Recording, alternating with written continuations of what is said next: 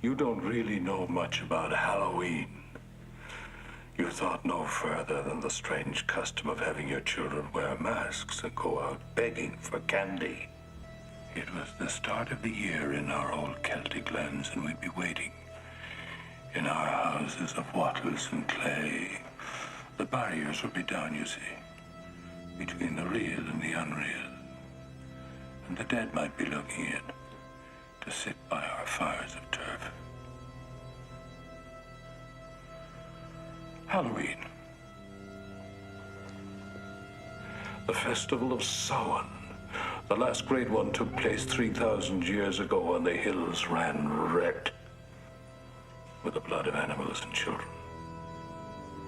Sacrifices. They're part of our world. Our craft. Witchcraft. To us, it was a way of controlling our environment. It's not so different now. It's time again. And welcome to today's show.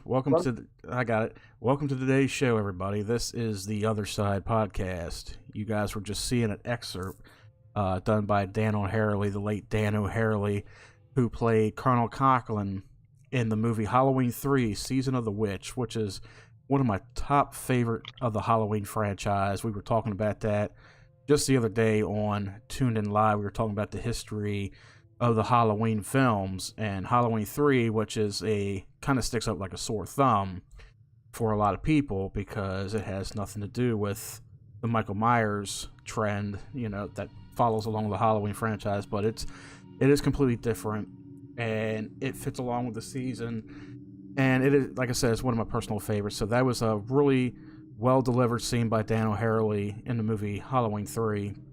And today, of course, today's topic is Halloween, the history of Halloween, and we're already joined by my co-host Mike is here. What's going on, man? That's right. Trick or treat, give me something fucking good to eat, you assholes. Yeah, that's coming up soon too. What's up, everybody? So of course, What is that, buddy? So of course, everybody, if you're all listening to us live on twitch.tv/air with a name, be sure to hit that follow button down below. We are also live on YouTube, our channel Air Entertainment. Be sure to hit that like and subscribe button. Check us out for more great content, our podcast, gameplay, streams, gameplay compilations, videos, and such. I'd be here, but I am working. That's okay, Lycan. We actually haven't seen Lycan in a long time. I was always wondering if you weren't alive anymore or something, man. I'm just kidding. I haven't seen you in a good while, but yeah, we're all here. Of course, Halloween is coming up this coming Monday on the 31st. Figure I get this show taken care of right now, in case if something happens this weekend. Of course, we got some things going on. We got trunk or treats going on. We got a bunch of stuff happening, so might as well go ahead and cover it. Yeah. Oh, you've been busy. Can you imagine? Could you imagine back in the day if you ever heard of trunk or treat? What's that? We just stuff your ass in the damn back of the carriage and say trick or treat. Pretty much. With Scared of his house playing. Oh, okay. He's been busy with the kids. Okay. I'm pretty sure you'll be taking them trunk or treating or whatever this coming week. Yeah, because up here it's supposed to. They're calling for rain. It's like every year around Halloween, there's always a call for rain. It's like the weather forecasters really love fucking with your head. They're like, oh, you're planning on going outside in those little costumes, those little plastic costumes that you've picked up from the local stores or on Amazon, or maybe mommy and daddy helped you make it, and oh fuck you, we're gonna rain a shower on your ass, that kind of thing. And it's like, no. It just seems to happen every year, just about. Like, you may get like 1 or 2 years back to back where Halloween is full of sunshine, it's nice and cool, and you can walk down. No, one time I thought. What's that? Wasn't it back home? Like, wasn't it snowing one time? Yes, I could have swear there was a snowstorm back in Halloween, if I remember correctly. We've never had a snowstorm here. But it has sprinkled a few times in October. It depends on the temperature, how the jet stream goes. Yeah, I think something. El Nino is the. I think it's El Nino is the years that usually back home usually gets missed the snow. I think that's that one. Probably so, yeah, because we sometimes we'll see snow sprinkles, depending on where you're at in Maryland. Like even up in the mountains, you'll more likely see some snow. Yeah, it has sleet one year up there on Halloween. Yes, we have. I've Yeah, worked. I thought I remember something. Yeah, where I've worked at, I did work at a library one year, and they were doing a Halloween event at the library for the kids, and it was snowing outside. It snowed for a good hour or so, but it didn't really accumulate to Oh, anything. But it was cold. Yeah, it depends on the air quality and everything. It does snow in Maryland in October, and some people are like, "Oh, that's really abnormal for for it to snow up here." I'm like, "Yeah, well, go ahead and move down to Texas." And when it snows down in Texas and you don't have any snow shovels down there, then you're really screwed. Because I knew somebody. yeah, I've worked with somebody Snow, who. snow, Snowmageddon 2020. Yep. They want to take down all the electrical grids. Yep. Yeah, I had worked with somebody way back in the day. They moved out to Texas, and he said that one year it snowed and people were going to Home Depots and shit, and they were looking for snow shovels, and they were like, "What's a snow shovel?" Uh, Dude, we had 32 to 35-degree nights last week here. Yeah, it's starting to chill out in the southern states now. It's getting abnormal, and then there's people down there that are like, "Holy shit, we need what's that thing y'all Northerns wear? A winter coat? We need one of those." I'm like, fuck that. That's for pussies. shit. The people up north, like the ones that people call the Eskimos, are like, you all don't know shit. We up That's here. exactly damn right. I'm one of them motherfucking Mexican. I'm one of them Eskimo bitches that will stand out there in shorts in 30-degree weather and won't give a flying fuck who looks at me. Shit, that's what I've been doing the last couple of days. It's been cold here. I'm just rocking the shorts and the short sleeve shirt. That's how I do in the wintertime. People rock shorts here in the 40s. Yeah, I do too. I'm like, I hate. I'm sorry. I hate the heat. I hate summer. Like I will go outside, and I'll do things with the kids and stuff, and it's just like when there's days that it's just like 100 degrees or it's too damn hot and unbearable. Like with here, it's the humidity and heat, and it's like you can either choose to go in a pool or take it easy and try to do something in the evening time, but during the midday, Man. fuck that. But Hey, yeah. one thing you gotta do. One thing you gotta do this year, Mike. Hmm. And I know I won't be on for it because I'm gonna have something personal going on in December. And Yeah. I'll fill you in later on that. Okay. You gotta go find a polar bear plunge for us, brother, and do a video. I think I gotta buy tickets for that if I decide to do one. But yeah, we still have them up here. I don't know where they hold them at. I don't know if it's the same place or if they hold them in They different usually have spots. around the pass. They usually have around the Potomac or Pasadena River. One of those two. All right, yeah, I'll have to check it out when it comes around. You're here in pants, long sleeve, and a hoodie. Fuck the cold. Mm. Shit, us fat people we love the cold, don't we? Damn right. Yes. I was like, yeah. Damn right. Yeah. I love that call. Bring on the shorts and short sleeve shirts. I don't give a fuck. There you go. Y'all bitch about 100-degree weather temperatures. Well, here it is. It's not 100 degrees no more, and y'all still bitching about it. Yep. So anyway, the history of Halloween, or they call it the Celtic Festival of Samhain.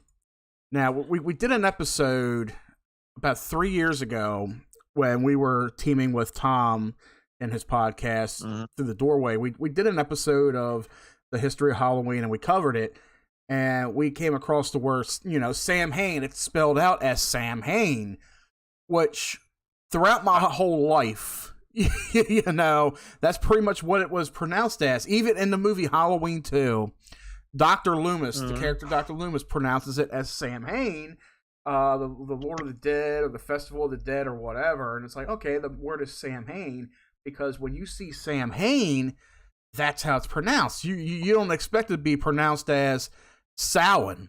And I'm just like, Samhain? Like, what the fuck is that? But it's like, it's spelled Samhe. I-N, but it's pronounced as S-O-W E-N, Samhain. So I'm like, okay.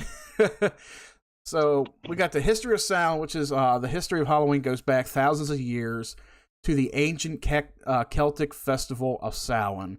It was celebrated halfway between the autumn equinox and the winter solstice. It usually starts on October 31st at dusk and probably went for about 3 days.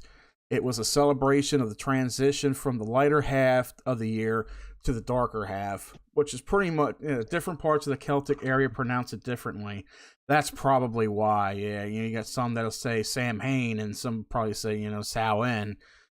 But even like when I did a Google translation for it, and it was like Samhain, I was like, what? Even Tom was kind of puzzled, but then he was like, you know what? I think I have heard people say that, pronounce it as that a time or two. I was like, oh, damn, okay. I was like, I didn't know. But yeah, it usually starts around the dusk time of Halloween night. And, well, I think there's some areas where I've seen where it starts on like November 1st and it goes on for a little bit. But that's when, when fall starts to transition itself, it starts to get colder outside. It's starting its early transition into the winter season. And that's when, the days get shorter and the nights get longer. And then, of course, you know what's going to screw that up, if I can sidetrack a little bit. Goodbye. So they're trying to say that this year is going to be the last year for daylight savings time because they're trying to kill that off next year. They're trying to say, why do we have daylight savings time? There's no need for it. Why must we turn the clocks back an hour? Why must we jump forward an hour? Well, there's probably a reason for it, and it's usually something that I think it has something to do with the farming situation with farmers, with helping them, determine, the crops and stuff. It has something to do with that. But then again, in this country's history, it's like, oh, fuck farming, just rely on us, that kind of thing. So it's like, okay, we'll get rid of daylight savings time. Like, people complain for years that, oh, there's not enough daylight in the day now. It's mostly, well, are you going to go ahead and sue the sun? Are you going to sue the sun are you going to sue the earth for its axis rotation? I got something to say about that too, but if you're going to complain about daylight savings time, you might as well complain about the fucking time zone shit, because that's really fucked up. Oh my god, yeah, I know, but it's like it all has stuff to do with the rotation of the earth and shit like that. So, but when it starts transitioning into fall and winter, the earth tilts on this axis. Now listen up, kiddies, because this is a history lesson you're probably not going to learn in schools anymore because you're too busy learning about cops kill, George Floyd. It's okay to be transgender. You're too busy learning about that. And now you're learning about something, that guy that ran over remember that parade dude that took a car and ran over 6 people and killed them? Oh, I remember. How long ago was that? That trial's going on right now. Oh wow. But yeah, you're too busy learning about that. But here's some actual history you kids need to learn. Okay, so the Earth, it motions itself around, kind of like how people move around, and people change and all. So the Earth tilts its axis to where the northern hemisphere is tilted away from the sun. That's why it's so cold during the wintertime, and you don't have as much sunlight directly hitting it. It's like all the sun is hitting down south, south of the equator. Oh, but don't worry, Alaska is kind of abnormal if you want to go there. Alaska, they spend 6 months in day and 6 months at night. So can you imagine sleeping during the day? Well, I sleep during the day anyway. I just close my fucking door and I have no windows. But, can you imagine like 6 months of daylight and then 6 months of nighttime? It's like there's no light outside, but watch out for them vampires too. You got to watch them at night when the sun goes down, because that's when all hell breaks loose. So Lycan said, the solstice holidays back in the day were never on the same dates, as it depended on the sun and the star cycle. Yeah, it's all about the lunar cycle too. everything has to do with the stars and the moon and the gravitational pull and all that stuff. That's kind of stuff that you learn in science class and all that. But nowadays it's like, who's actually paying attention to that? In schools, it's sad. We'll cover that at another time. But Samhain, like we were saying, it falls on October 31st. It's like I said, it's like kind of like a transition, from the lighter half of the year to the darker half of the year. So you're going to spend, fall and winter, where sun starts going down around 4:30, 5 o'clock, and won't come up till like 5:30 in the morning. Like on days when I'm getting off at like 6 o'clock and it's bright as hell, but it's cold as fuck. That kind of thing. Halloween's origins date back to the ancient Celtic festival of Samhain, pronounced Samhain. Celts who lived 2,000 years ago, mostly in the area that is now Ireland, the United Kingdom, and northern France, celebrated their new year on November 1st. So I guess it's kind of like how our New Year's Day is, our New Year's Eve and New Year's Day here, which is always January the 1st. So going into a little bit of history here for a second. So Halloween is celebrated each year, October 31st. You know what? Hey, we did a fucking whatchamacallit, the chair thingy on Halloween, if I remember correctly, like last year. That was really interesting. Oh, that was that was 3 years ago.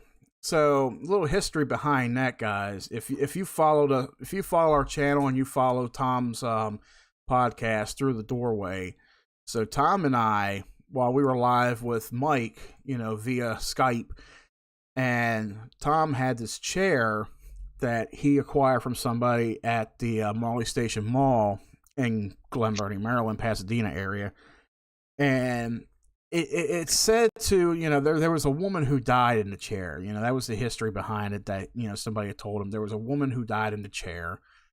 And ever since he had possession of this chair, weird things have happened to him. Like when we first did a live investigation on the chair, and I was finding stuff within the chair itself, including a pen that he said went missing from the day that he got it. And he said he's never sat in the chair before with that pen, and the chair was never anywhere near it. So he was like, how, I don't know how the pen ended up in there, but we found it. We found a few other things. But then we did a couple episodes actually around Halloween 3 years ago. One episode was Tom, Tim, we called him Riddle at the time, and myself. And we each sat in a chair, and Tim, his experiences were kind of forced, and he even admitted to it, but his experiences, like on camera when you watched it, it was actually literally terrifying in a sense. He was starting to fucking scare me a little bit when we were filming it, but he kind of forced it himself. But then when Tom got in there, and when he got up from the chair, and he said he felt really drained after sitting in it, and I've never really. The thing about it was, though, is that we caught a lot of orbs. Yeah, I wouldn't say that we found something. We didn't find anything, but we found orbs, like at least 40 of them, 40 to 50 of them throughout the whole entire night. Yeah, because we were sweating our ass off in the basement. He literally had no air circulation in that room, so the air wasn't really running. So there was no air to really push any kind of air particles, throughout. So there wasn't no air particles being, picked up, but we definitely had something in that room with us that night. It wasn't real strong. Orbs and mass are usually dust, sadly. No, that's the thing. We didn't have any dust particles. That wasn't dust. Yeah, we didn't really have any dust particles at all. Like, there was no air circulating, so there was really nothing to push anything. Like, if that was the case, you would have seen them all over the video. But there were. Tom's beer bottle cap flew off. Yes, that was another thing that kind of spooked us when Tim was in the chair and Tom was off to the left of it. You kick up dust when you move around or sit down. Well, that's the thing. Nobody was really moving at the time. Everybody was kind of standing or sitting still.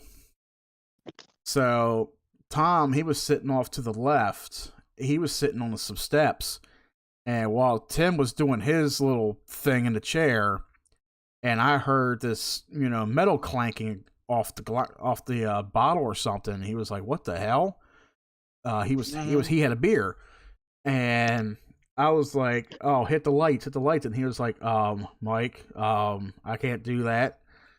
And I'm just like, kind of in a panic mode and all, but let's see, not saying that's what it was, just offering. Yeah, that's always true. There's always some kind of alternate explanations to, any kind of paranormal experience. That's why when you get paranormal investigators, and I'm not saying I'm a paranormal investigator, but when you get people in there that do investigate different areas and locations, they look for different factors like, okay, is the house settling? Is there something with the property that may cause this kind of disturbance? Is there any kind of radio frequencies that are interfering? Is there's this? So there's, that's always the first things that they go for before, determining any kind of actual hauntings or paranormal activity. So Tom, he had, his bottle cap pretty much flicked off his bottle. He don't know how that happened, and we all heard it. So when we turned the light on, and we were still talking about it, we had it on camera and everything. But with that, with the orbs that we caught, and Tom's experience after getting out of the chair, like, I think there was even a time off camera where we had to get his wife in there to help him up because he was so weak he couldn't get off the floor. Now that part was debunked, Mike. Though that part was debunked because of a sugar. It was the beer cap. The beer cap was and the orbs were the only things that we were worried about because everything else got debunked. Yeah.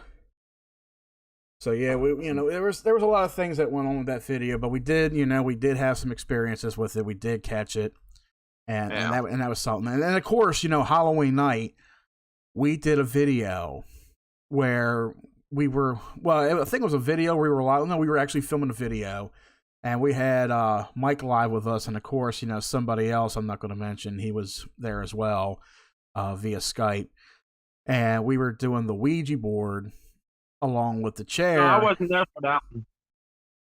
Sugar. I wasn't there for that. Oh, Tim just mentioned something. Sugar is energy. Spirits drain energy. Could still be spirits. That is true. That's true. Yep.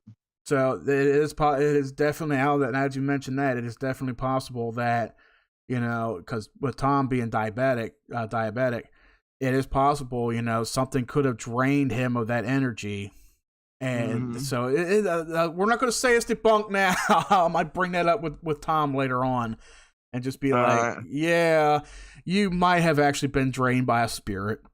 That's possible because he was. Before he got in the chair, he was fine. He was really good. But then when he got out of the chair, it was like, holy shit. It's like, I thought he was going to pass out, that kind of thing, but he was all right after that. He was down and out for a good bit, but that is possible. Thanks, Tim. I'll let Tom know that right there as well. But yeah, we did the video with the Ouija board, and we did it between midnight and 3 a.m., which is the witching hour, and it was on Halloween. Because it was on October 30th and the 31st. That doorway right there. So we did it right at midnight, and up to 3 a.m. And of course, Tom's Ouija board was a novelty item from Spencer's, so it's like you're not going to get anything out of it at all. That, or we probably didn't even. Really, I don't think you did it right.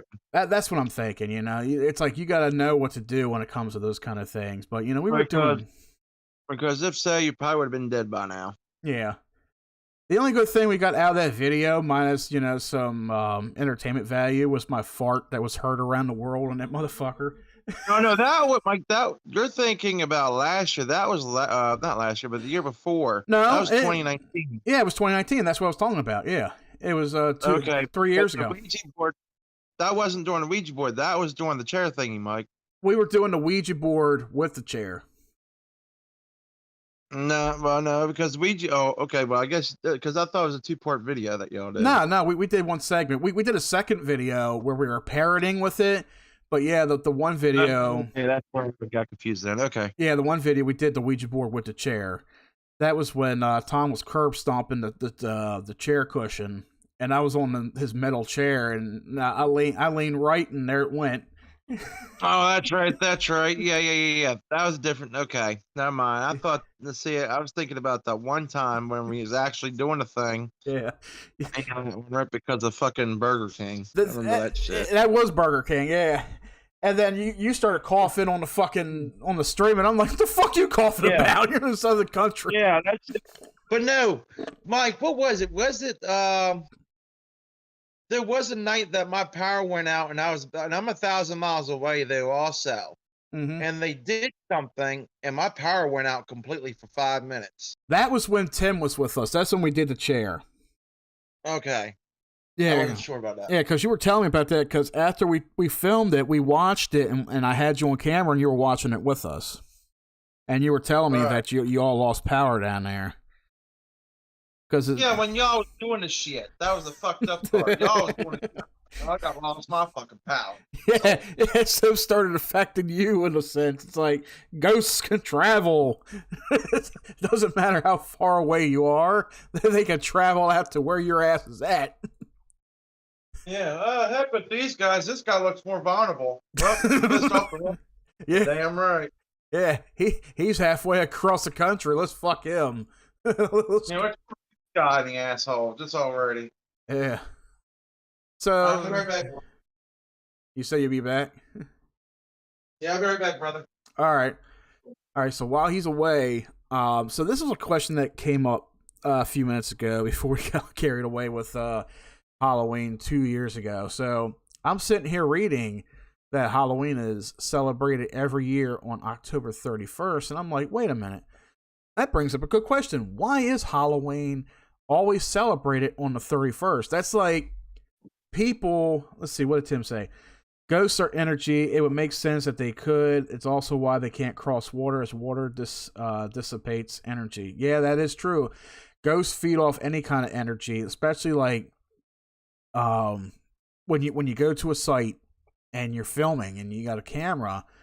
You know, they tend to drain the batteries in the camera quickly. You know, that's why you hear a lot of paranormal investigators say they always bring plenty of batteries for the camera, because the batteries tend to die faster when there's more activity. When, you know, the higher the activity, the more the activity, you know, the batteries tend to drain. You know, they drain a lot of that energy off, and it pretty much makes them stronger in a sense. So that seems to be why. But let's see. All right, why is Halloween always celebrated on the 31st of October? That's kind of like saying Christmas, with it being celebrated on the 25th, even though Jesus wasn't really born on December 25th. He was born much earlier than that. I forgot what the date was, or if there's even an exact date, but, you know, they just end up choosing, December 25th, the day that Christ was born. It's like, no, he wasn't really truly born that day, but... The Krampus. That's probably what it is. Maybe Krampus was born on the 25th. Maybe that's it. All right, so why is Halloween celebrated on the 31st? There are holidays that always fall on a certain day of the week rather than a date. The first Monday of the month, for instance, or the last Thursday of the month. Memorial Day, Thanksgiving, Labor Day, they're all great examples of this. Halloween is not one of those holidays, though. Instead, every year, this holiday is celebrated exactly on October 31st without fail. You know, I think a couple years ago, I think they were talking about changing Halloween to a different day of the week or something like that, because, October 31st would always falls on a school night. You know, it's always on like Monday or Tuesday or Thursday. Yeah, this year, dead on. Yeah, no, it's not. It's on a Monday night. Monday this year. Yeah, it's on a Monday night. And I think they were trying to pass something to where, why can't we make Halloween like the last Friday or something? And it's like, why? Yeah, because the kids, they need a fucking night to where, okay, they're going to go out, they're going to make themselves tired from walking around, 20 fucking neighborhoods gathering candy so they can come home and go to sleep and get up and go to school the next day and have candy in the process. Tim said it's celebrating on the 31st to precede All Souls Day. I think that's what it's leading up to. it was a way for the church to co-opt the holiday. Huh. Interesting. It has nothing to do with candy sales or marketing campaigns around Halloween costumes. Yeah, it's commercial. Because despite the outrageous amount of money we spend on both every year, Halloween is a fascinating holiday that dates back to the 18th century. I almost start to believe that we spend a lot more on Halloween than Christmas at all. You know, it's all about decorating and shit. I will have to disagree with that because I mean, if you look at the daggone World Star, you see people coming out with damn TVs and everything. So yeah, yeah, about them prices. Yeah, I know. But I feel like when it comes to decorations, I don't know, maybe Halloween gets more out of decorations than Christmas does. I might have to disagree on that one too, because I think everybody's more into Christmas, to be honest with, than Halloween. I think that's a false advertising ad. I got to show you something. I'm gonna take a picture of it later on and put it in Discord. When I go to pick Avery up from school, there is this house up the street from the school, and this motherfucker, it's an old couple that lived there. I shit you not. Their entire front fucking yard is nothing but Halloween inflatables. There is not. They have a fucking stone pathway that goes up to their door. That's it. The entire front yard is like, fuck mowing the grass. Let the fucking grass die because it's nothing but inflatables. And I'll put the picture on Discord. If anybody wants listen, I think that guy's a genius because if he doesn't want to mow his yard in the fucking spring, that's a brilliant ass idea. Yeah. So if anybody wants to see that, if anybody's listening, the Discord link for our Discord server is down below in the description section of the video, and it's on our Twitch page in the About section. Come on over, join us on Discord if you got the app on your phone or whatever, and you could check out all these pictures that I'll be sharing later on with it. I think here's the top 3 holidays, if you want my opinion on how people spend the most money. Yeah. Christmas, Valentine's Day, and then Halloween. Okay. Halloween third. I like all 3 holidays. I do like them in order. You know, sadly, like when it ends, it's like, oh, it's over. But it's like a roller coaster ride for me every year. Like I love Halloween, I love Thanksgiving, I like Christmas. You know, minus that's the part. true. Thanksgiving, that could be a tiebreaker between Thanksgiving and Halloween because of that turkey. That's the only reason. Oh, I love Thanksgiving. You know, not just for the reason of eating. But... I'm looking forward to that, man. Yeah, I mean, turkey stuff and mashed potatoes. I mean, you know that. Oh yeah. That fucking church. Are you sending it? You're gonna be hearing that fucking meme soon. Yeah, it'll start up. You know, right after Halloween, it'll start up. Commercially, it's Hallow Thanksmas now. Oh, Tim, you don't know because Tim made a good point right there. I went into Dollar General the other day and I saw Christmas shit already out. I was getting ready to say. Oh my God, I was getting ready to say. I was in Lowe's. We went to Lowe's for something a couple weeks ago, and they got fucking Christmas trees set up right there on display, right across from the entrance. Christmas trees, Santa Claus and shit, wreaths and all. And it's like this one section is very heavily emphasized for Christmas, and then across from it you got Halloween, which they don't even have much of a Halloween section now. They need to do like a Halloween like lights thing. I mean, I'm not saying, you know, go out there and spend $500, $600 like you would on a fucking Christmas tree if you went to fucking Lowe's or Home Depot. Oh, they would. We'll get on that topic on another day. But I mean, I went to Lowe's one time and I said, I looked at the tree, I'm like, am I seeing shit $600 for a fucking Christmas tree? And I'm like, who the fuck's got the money to spend $600 on a Christmas tree? Damn. Christmas and Thanksgiving stuff is out like 2 to 3 days after the Halloween things come out. I think that stuff comes out like right in like the last week of September. It's like, nah, summer's over. We'll get this stuff out. It comes in right when fall hits. Bam, Halloween shit, and Christmas, and Thanksgiving. Well, we'll have all three at fucking one time. Here we go. Might as well. Pretty soon you'll see Valentine's Day come up in Thanksgiving, somewhere around there. You know what? I wouldn't mind Valentine's Day. That's actually a good holiday. You get because the men get spoiled too that day. I don't give a shit what anybody says. Yeah, that's the one day of the year where the men are actually appreciated. Here's your foundation funds. Oh, thanks, babe. Foundation funds. So let's see. Going back here, even though it's a highly celebrated holiday that requires planning, parties, and costumes, and also has deep religious roots, Halloween is not a holiday that garners a day off work. Damn. Well, hey, look, everybody out there listening, Arrow Entertainment Industries is disposing of Reese cups this year for Halloween. If y'all don't want them, just send them to Mike's house, and he'll ship half the payment to me, and the other half is his. So we will be happily this year on Halloween to dispose of it for you. However, I cannot promise that will not be any razor blades in them at all. Remember that urban legend about, that's why they the parents tell the kids. Yeah, that's why parents always check the candy to make sure like there's no poison or razor blades in any of them or shit like that. There was don't eat the candy. Yeah, don't eat the candy corns. They tell you always stay away from them shits. Yeah, there was a movie that came out in the 80s called Night of the Demons. And it's a good cheesy 80s flick, it's a real fun movie to watch.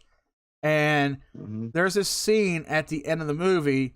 Well, it's sort of at the beginning and at the end of the movie that follows with this old man who hates kids and he hates Halloween. So he's trying to put this prank together for the kids where he gets all these apples and he puts razor blades in the apples, but you don't really see it, but it's emphasized at the beginning of the movie.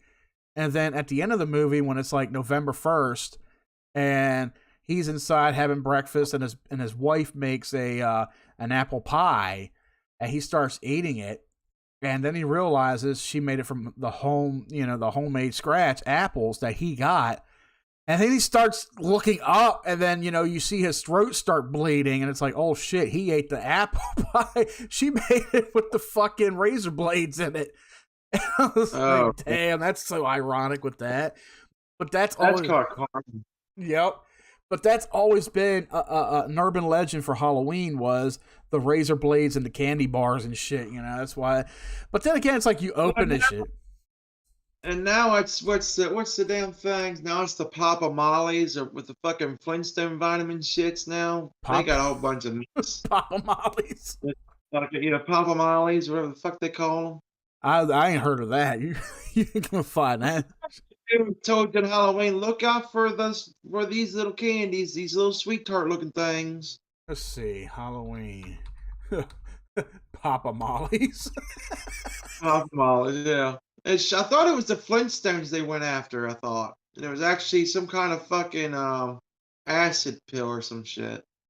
That'd be something. Your kid's hooked on acid Halloween night. Oh shit, Mom, there's a fucking boogeyman in the front window. No, there's not. Oh shit, now there's two. Oh god, they're walking through the wall. Could you imagine the fucking horrors of that would be?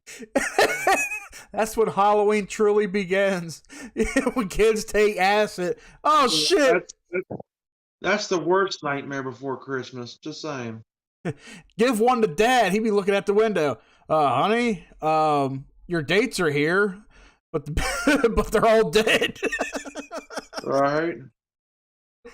No, but I remember them always talking about like sweet tarts and stuff that are covered like or shaded with some shit in them. I thought, or they were ejected with something. Yeah, that's no coincidence. They all line up. Yeah. Let's see. All right. So once okay. Oh God. And this just happens to mention this, and it's so ironic because the movie just came out. Once we get a sequel to Hocus Pocus, perhaps When was this article made? 2016. So this article's from back in 2016. They already talked about a third one. So yeah, I know. So it's like fast forward 6 years, we get Hocus Pocus 2, but it was complete garbage. I didn't really watch it, but I heard it was a complete bust. I gotta say, it was a complete bust from what I heard from everybody complaining about it. Yeah. All right. But yeah, I remember the Flintstone candies, and everybody was talking about, oh, don't eat these. They could be mixed with some kind of bullshit in them. You know, don't. If it's ain't wrapped and it looks loose, there could be something in it. Yeah, I know. Well, no shit. You don't eat shit that's been opened. Yeah. So, let's see. Fingers crossed. Still a deeply important holiday. What was it? I was going to say something.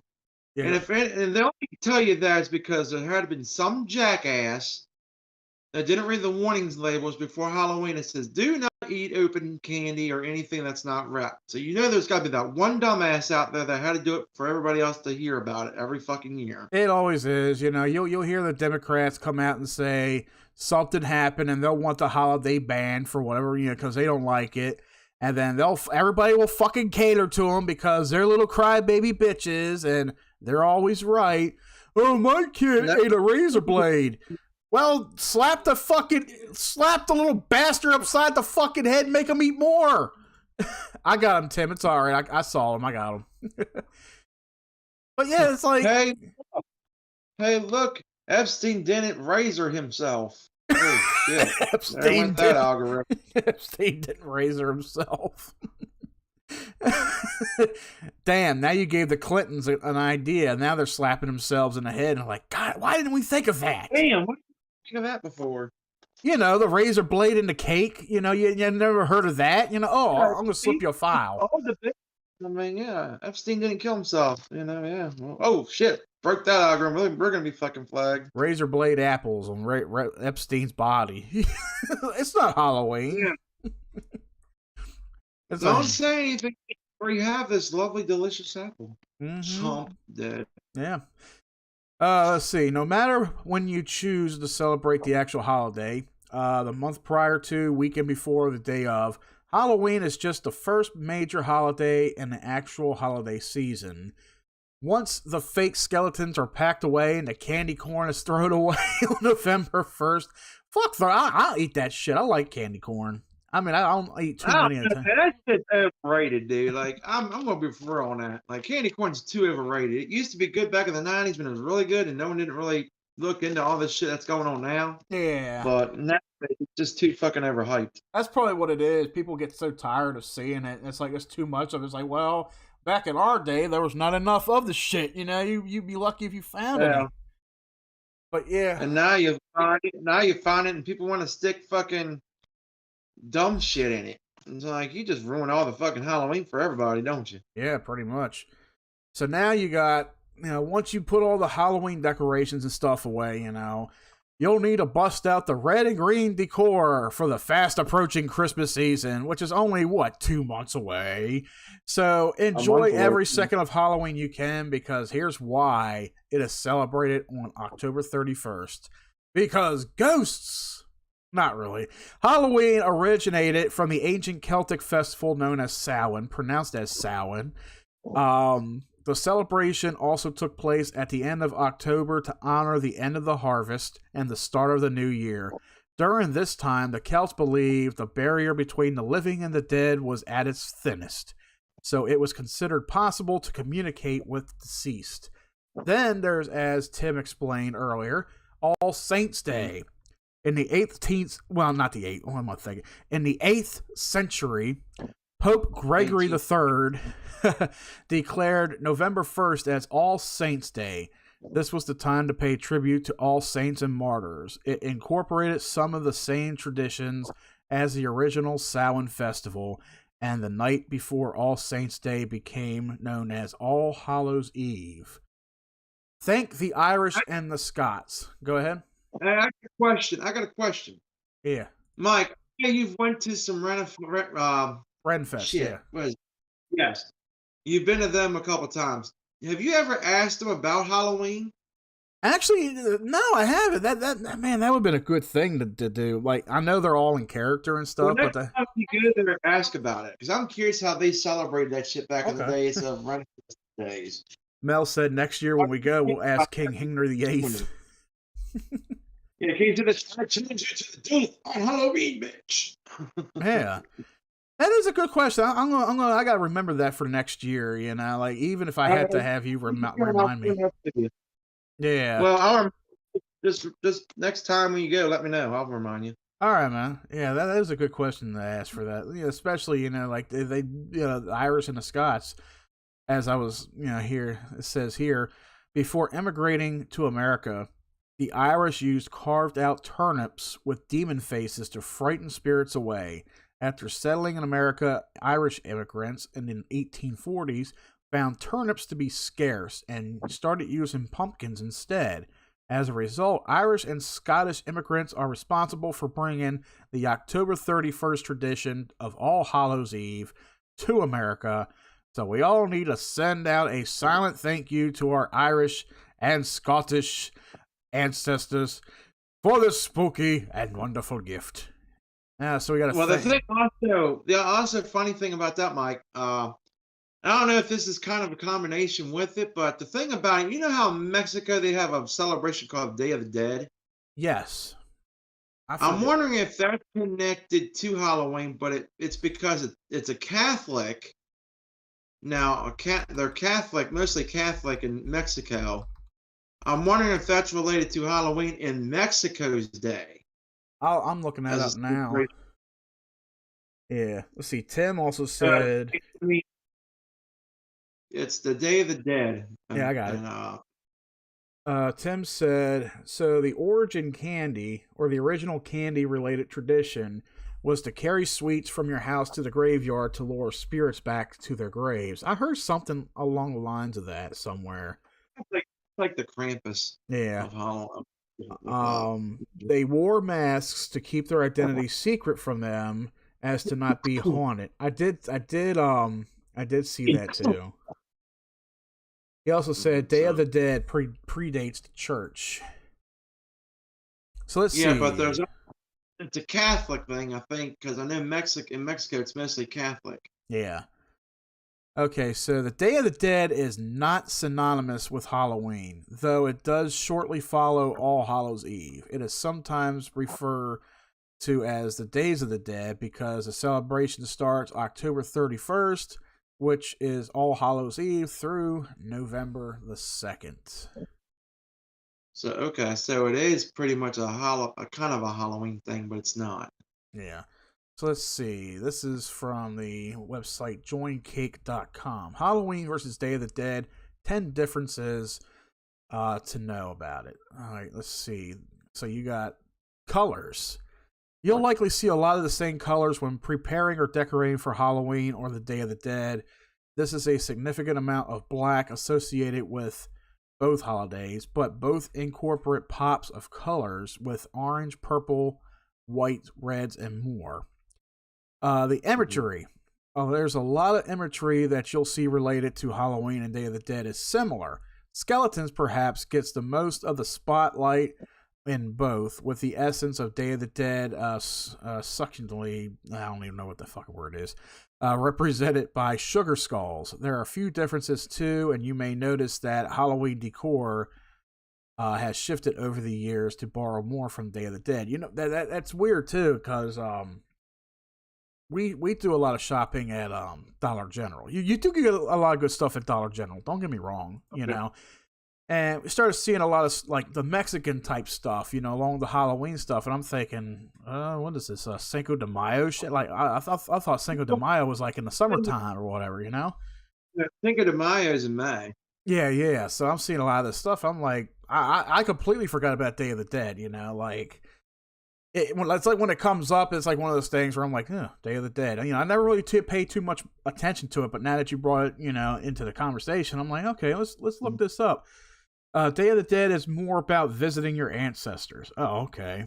Whereas Halloween is about visiting strangers in a fucking grave. That's pretty fucked up.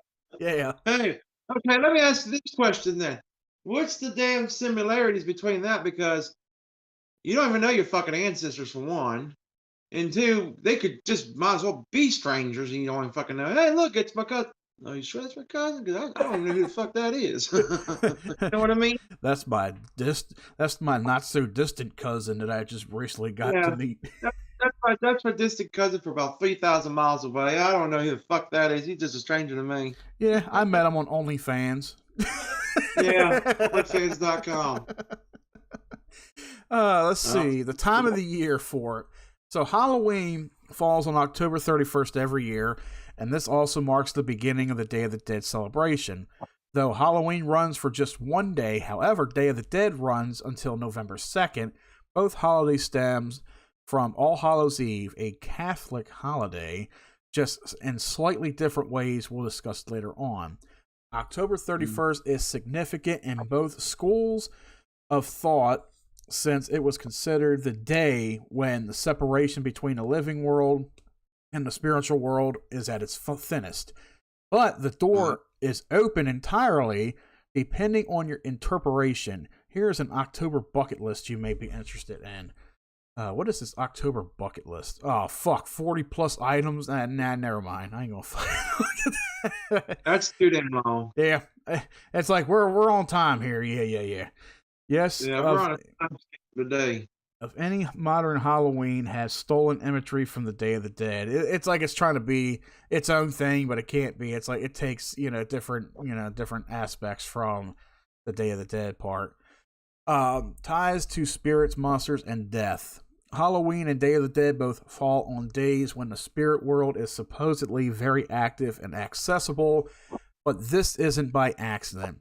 Both have histories that run thousands of years and thus have thousands of years of history filled with lore about spirits, monsters, and ghouls, as well as saints too. So this is some. I got a question about that. I got one question about why they think this day is the one time that's most active spiritually. I want to call a false claim on that because every day could be technically Halloween. Depends where the hell you go in a haunted house or. Yeah. So, but then there's also like, okay, since people say that All Hallows Eve, it's a 24-hour opening for you to communicate with spirits on the other side. But then you could do that any day of the week. Yeah, that's true. Which leads to with Day of the Dead, since Day of the Dead it's open. For like 3 days right there, and it's like, oh, I could still talk to grandma. I got 3 days. I'm not trying to bash Halloween. I'm not trying to bash Day of the Dead. What I'm trying to say is, okay, even for us Christians, we talk to God every single day. So what's the difference between that and doing the same thing on Halloween or any other day? Tim's got a good point too. It's because the earth is transitioning from life to death. I get that part, but that's just Mother Nature in general. Yeah. That's been going on for thousands of years. But yeah, you could speak that, you could speak. Yeah. Go ahead, Mike. Let's see. Storytelling. Halloween and Day of the Dead provide a unique opportunity to share stories, tales, folklore, and more that may not be discussed during seasons. Halloween-esque and other scary stories are popular throughout the year, just about everywhere in the world, but they hold a special weight during those later weeks of Halloween and early November. Same goes for the Day of the Dead. It makes sense because you figure when you take a movie like Halloween, what's the one time of the year where you usually watch Halloween? Technically, right after September 31st. Yeah. So, it's become kind of like somewhat a tradition for certain things with certain people to do, like certain things that go along with a holiday, an event, anything of that nature. Tim said, remember, all religious ceremony is man trying to explain things they couldn't. So they didn't not understand why Earth transitioned. So they made a story of why, just like in Greek mythology with Demeter and I I still can't pronounce that fucking name. Persephone? Persephone, yeah, thank you, Persephone. But yeah, it's like fucking hard as that. Just take out Stephanie and put the "per" in front of Persephone. There you go. But yeah, that is one thing that does come to mind. You know, like with storytelling, it's like every year there's always a tradition with somebody or something where it's like, okay, we watch scary movies every October, every Halloween. That's when we watch this stuff. And just same thing with Christmas. You know, you don't. I mean, unless you're that one dumbass that's really done some fucked up shit all throughout the year, then you got multiple stories on multiple days. Yeah, I mean that's like you don't see me watching A Christmas Story on. Hey, you July could. 4th. I've seen people watch Hallmark during freaking Halloween. You'd be amazed. Mm-hmm. You'd be really amazed. Oh, Hallmark! They have Christmas movies all year long. No, they don't. Well, most of the year. Well, I'm going to say at least the last 6 months. I'm going to say. I know it's not the beginning of the year, but I know the last at least 6 months. But I swear it's like when I look at the Hallmark Channel, okay, like even after Christmas, they'll still play Christmas movies up till February. And then like even during like the summertime, like I think it was somewhere in the mid to late 90s. Yeah, mid 90s was they continued that shit through the 90s. I remember that. That's true. Yeah, because they started Christmas in July because they were like, is it too hot for you outside? Christmas in July, yeah. We'll start showing. Yeah, we'll start playing Christmas shows and shit like that, you know, in the middle of the month. About it, here's the thing though, Mike. The best movies of Christmas came out actually during the 90s though. Around like you say, after freaking September, about August, September, all the good Christmas movies and all that started coming out in the 90s, like the late 90s. We're not talking early 90s, we're talking later 90s, like 95 onward. Yeah. That's when it all happened. Let's see. What did Tim say here? I told you back in high school you should have taken world religions with me. I can't remember if that was even a class back then. I remember you saying something along those lines. Have shit? What's that? Did they even have that kind of shit in there up in Maryland? I didn't hear a damn thing about that. We had a lot of classes. Some of them I don't even really fucking remember what they were. I know Tim and I, we had 1 or 2 classes together. You know, we used to talk. Computer class was one of them. We used to talk about that kind of stuff all the time. But yeah, I was taking like weird other classes. I was trying to take the easy way out, you know, because I had most of my credits, and I was like, okay, what other classes can I take to fill in the time? You know, I was just taking random shit like, you know, computer tech or guitar or something like that. Well, shit, if I would known I was going to move to Florida so many years later, I would have took a fucking Spanish class. There you go. But it counted as a social studies class. Okay, that's why then. Really? Yeah. I didn't know that. All right, so what I'm gonna do here, since we're just an hour into the broadcast, everybody, we're gonna go ahead and take a quick commercial break here.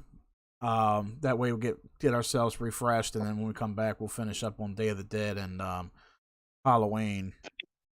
Yeah. All right, so everybody hang tight in the chat. We'll be right back. Like I said, once again, if you guys... Actually, no. I don't have to go nowhere. I can continue on. I'll just talk, see if, I don't have the, whatchamacallit up, but I'll chat with people. I don't know. I figure we'll go ahead and take a quick break anyway, get ourselves situated, you know, just for the time. All right. So I'll let you know when I come back. Guys, enjoy the commercial break. We'll be back in a little bit. Shooting everywhere but down, dip it in CLR and look at the difference. No amount of scrubbing was able to remove the stains from this coffee decanter, but a little CLR and water gets it crystal clean instantly. Watch how clear wipes away hard water film from tile. Make shower doors shine crystal clear. CLR instantly removes unsightly rust stains from your bathtub, sink, and toilet bowl. And nothing cleans your coffee maker, tea kettle, or pots and pans faster or better. Get CLR. It will work for you or your money back.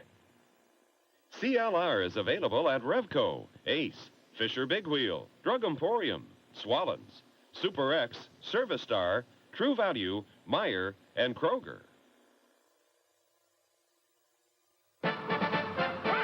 This toilet may look clean, but under the rim are grungies ordinary cleaners can't always reach.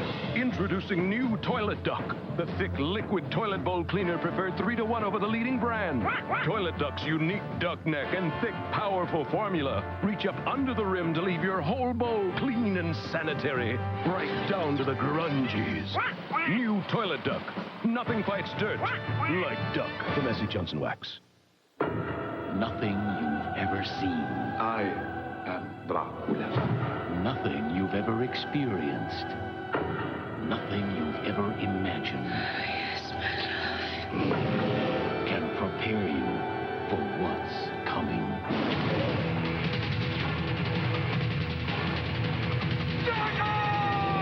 Dracula. At theaters Friday the 13th of November. No better way to face the day. The morning belongs to Speed Stick. It's 110% protection against wetness and odor that lasts all day. Start the morning with Speed Stick, the wide stick, for powerful 24-hour protection.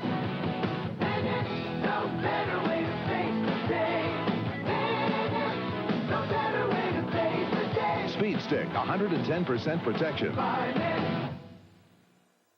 Intermission, the show that asks, how much do you really know about the silver screen? Brought to you by Actifed. Daniel David Kaminsky dropped out of school at 13 to become one of Hollywood's zaniest celebrities. Who is he? On our 10-point scale, this question has a difficulty rating of 6. Now, for sinus sufferers, the makers of full prescription strength Actifed introduce new Actifed Sinus, daytime, nighttime. The only sinus relief system that makes it simple to treat sinus pain right, day and night. The daytime formula breaks up sinus congestion so you can breathe without making you drowsy. The nighttime formula is maximum strength so you can rest. Your sinus is better? Oh, yeah. New Actifed Sinus, daytime, nighttime. Treat sinus pain right, day and night. Along with a special Oscar for his humanitarian efforts, Danny Kaye has won the hearts of millions of fans. Bally's is offering our pay-as-you-go program at the lowest enrollment fee of the year, $49. Once you join, you'll pay only $18 a month for as long as you want. No outrageous membership fees, no long-term commitments, just $18 a month for aerobics, swimming, jogging, and the most advanced equipment available, including our 30-minute workout. Join Bally's Scandinavian's pay-as-you-go program now. An offer like this won't last forever. Call 1-800-WORKOUT. Now's the time to buy and save big during the amazing value sale at Schottenstein. Part of $1 million Levi's buyout. Boys 4 to 7 slacks and toddler denim jeans, not $26 to $28, your choice, $12.99. Plus toddler boys Levi's knit tops, not $20 to $27, only $8.99. And part of a $2.6 million Gaetano buyout. Boys bib overalls, denim jeans, and long sleeve shirts, not $15 to $24, jeans $12.99, overalls $6.99, shirts $5.99. During the amazing value sale at all Schottenstein's Value City department stores. Is this what goes on in every house where step-parents are involved? What happens when your stepmother becomes your worst enemy? I am not giving up on my daughter. Children are selfish. They're selfish. I really think that you are the one that's being the... This stepdaughter says she did everything to leave home, even attempt suicide. I just tried to cut my wrist. Is it possible for stepmoms and stepkids to ever get along? On the next Maury Povich Show. The Maury Povich Show, Monday at 10 on 6 on Your Side. Guests of the Horror Hall of Fame stay at the Universal City Hilton and Towers. Sleep comfortably close to the stars at the Universal City Hilton and Towers. From Universal Studios, Florida, secrets from the Horror Hall of Fame, brought to you by... All right, go ahead. Let's get back into it. All right, guys, welcome back. Hope you guys are still with us. Hour 2 of The Other Side. We hope you didn't get into the candy corn that had a whole bunch of acid in it, because if you see shit, it's not our fault. So I hope you guys enjoyed the commercial break right there. Lycan's like, man, these commercials make me feel old. I got a whole bunch of blocks of that too, man. Hey, I'm actually just thinking about this while we was on break. We ought to do a Halloween commercial like if we do another live before Halloween, we gotta have a Halloween commercial at least. It sounds like an idea. I could probably film something, you know, like I could probably take the camera somewhere and add some effects and all, you know, that kind of thing. That'll work for a Halloween theme kind of thing. That way you have like one of every season. Yeah, that's true too. Yeah, I'll think about doing something later on. Yeah, I could take my camera somewhere and get some footage done, and I could just tweak it up in the editor somewhere. But I definitely want to see that inflatable yard. I'm gonna definitely take that picture later on when I go pick Avery up from school. Not yet, but yeah. So this is hour 2 of The Other Side. If you guys missed the first hour of the show, don't worry. This episode will be up on our YouTube channel right after we finish, so you guys can check up on it. Film at EGP's grave. Where's EGP's grave? We're not on TikTok no more. I guess we got banned off there too. Nah, I quit off TikTok for reasons. I'll probably put a on there. One of those mini shorts. EAP's grave. What's EAP? Oh, Edgar Allan Poe. Yeah, I think you gotta get tickets to get in there and see that though. No? Oh, it's free? Okay. I thought it was free too. I don't know why everybody's thinking you got to pay. I mean, I think in the house you might have to pay, but not around the house. I think it's parking because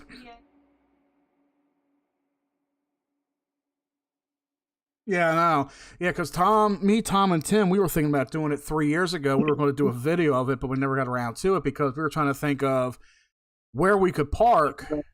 That's close to it because Tom, he couldn't really walk distances, you know, because he walked on a cane. So we were trying to figure out where to park if we had to pay for parking or whatever, but we never really got it. Yeah. So yeah, also. So I mean, you can't really just say that everybody was on hiatus around this time. Technically, that's when we started going. It was when all that stuff started happening. Yeah, but yeah. So yeah, getting back into the differences between the Day of the Dead. Holy shit, there's more than 10. Did I read that right? Yeah, 10 plus differences. God damn it. Just name all 5. Just name all 5. Top 5. I'll just start naming them in general. I'm not going to read all the differences. I'm not going to read them in detail. So more. There you go. So more differences between Day of the Dead and Halloween is parades, the festive food and drinks, transforming oneself with clothing and makeup, the meaning and origin of Halloween. Okay, I'm going to read this too, the next 2, because this goes along with what we're talking about. Well, I got a question about the drink thing. So, okay, Halloween up north, and Mike, you know this for a fact, if it's cold, they do give out hot cocoa. Okay. I don't know what they do for the Day of the Dead, of what drink they use there. Maybe Corona beers. Oh, wait, can't say that fucking word. Oh, we'll Piss see. beer. Corona.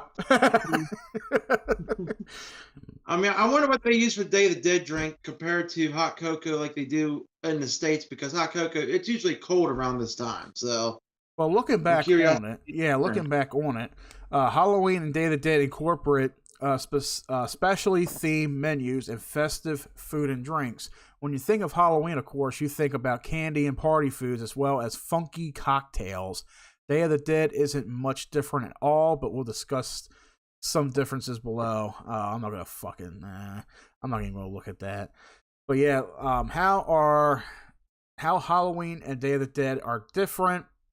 This is one thing I overlooked a little bit. Okay, so Halloween evolved from Celtic paganism, which is an ancient religion that is dealt with gods, goddesses, fairies, monsters, spirits, and elves. The origins of Day of the Dead began as the Aztec Empire of central Mexico thousands of years ago. Though we already talked about 8 or so different similarities between Halloween and Day of the Dead, their differences are pretty significant too. These 2 holidays basically converge in the middle or overlap and have done so over time. Of course, this is a lot to do with cultural diffusion and the increasing interconnectedness of our world, to get technical. So for the meaning of... I was going to say one thing real quick. Go ahead. Didn't we also, Mike, we discussed about Christmas like we were doing about Halloween? Mm-hmm. Ain't the Krampus, I think that Krampus was what? Either Celtic or Germany. I know it was one of those two. But wouldn't that be kind of the same similarities with the food and the festivals and all that with the Krampus holiday? I can't remember. We'll do an episode of that definitely when it comes closer around December. Christmas. Yeah, when Christmas comes. Yeah. So let's see. Tim just said they have tequila with their ancestors. That's for Day of the Dead. Okay. Okay. Yeah. Oh, it's piss beer. I gotta use code. They have tequila, while on Halloween we have Coronas and whiskeys and moonshines. Oh, yeah, like that. We're a fucking band now. Fuck them. We're not monetized, so they can't do shit. Let's see. Halloween has... Oh, good. No, never mind. Go ahead. Oh, okay, so this is pretty much what I was reading up top, with Halloween evolving. In order to appease the evil entities associated with the holiday, the Celts started a holiday on October 31st known as the Feast of Samhain. They chose this day because, as we discussed, the veil between the spirit world and the living world was at its thinnest. The Celts would sacrifice animals and crops, and priests, known as druids, would communicate with the dead and predict the future. As also early on in Halloween's history, Roman influence played a huge role. The Roman Empire expanded to Celtic regions, bringing with it the holidays known as Feralia and Lemuria. In their own way, each day served as a way to honor the dead and bring the living community together. But wouldn't that also be... Hold on a second. You say sacrifice. They also do that, okay, in Christianity, they also do that around Easter for the day of the Sabbath in Israel. Oh, okay. So, I know it's not paganism on that, but I'm just saying they also did back in Israel, about the time Jesus and all that was about to be crucified, they also did sacrifices and all that. So, yeah. So, paganism was a very big thing back then until Christianity took over most of it. So yeah. Let's see. Religious significance of Day of the Dead. Now that we're more aware of the origins of Halloween, we can discuss the significance of Day of the Dead, of course. Both Halloween and the Day of the Dead had some influence from Catholicism and Christianity as the most meaningful Day of the Dead. Day of the Dead. That's a hell of a mouthful. The most meaningful Day of the Dead celebration falls on All Saints Day, which is November 2nd. The origins of the Day of the Dead began in the Aztecs Empire of central Mexico thousands of years ago. A huge part of the celebration focuses on leaving offerings and gifts to deceased loved ones who were on a journey through the afterlife. According to the Aztec culture, the final resting place for the dead is known as... Oh, Christ, I'm going to need a fucking translator for this word. What's this one? Oh, God. Yeah, you want to try this one? I'm going to put it in Discord. All right, I'll do it. Fuck it, I don't care. I'm pretty... I still be Spanish. Yeah, I'll try to butcher that shit. Let's see. Where's Google Translate? What is it? Too many Michigan. Looks like some kind of fucking Pokemon name. It kind of is. There's a lot of silent words in it. It's called Chimichian. Chimichian? Okay. Chimichian. Chimichalon. That's it. Okay, good. Okay, there you go. Hold on. I think, yeah. Oh, what the fuck? That don't sound right. Oh, wait. Hold on. Never mind. Chinese detected. Okay, I think. No! Good job. Done fucked that up, too. What's next? All right. Yeah, there's another 30K, man. Where the fuck is English at? Damn it. Fucking might as well put Jamaicanese too. I mean, shit. Jamaicanese. What? What the hell does it say? Chicken-namichin? It's the same thing I just said. Oh my God, folks! I don't even know Spanish, and at least I can pronounce that one. All right, so the resting place is known as Chicken-namichin, what the fuck it is, the land of the dead. It's called Hoochie Man Trail. Okay, Hoochie Man Trail. There you go. Go ahead. Though there are strong ties to Mexico, the Day of the Dead also has similar early celebrants in Europe, particularly Spain. On All Souls Day, those of Spanish descent would leave wine and bread on their loved one's grave. These traditions were brought to other areas of the world over time through immigration and diffusion. See, look, immigration. There you go. Open border policies. We got a problem. Bring them all over. We need to celebrate the Day of the Dead over here. Trump, we need to make an exception. All Day of the Dead. Let's open the door and bring them in to celebrate. Then again, it feels like All Souls Day every fucking day. Right now, actually, it's been going on for the last 2 fucking years. Yeah. You have to go back home now. Let's see. Other things. Yep. So let's see. Where Halloween is celebrated, which is usually in the U.S. and Canada. Where is Day of the Dead celebrated? Celebrated largely in Latin America as well as areas in the U.S. They have Latin American and Hispanic population.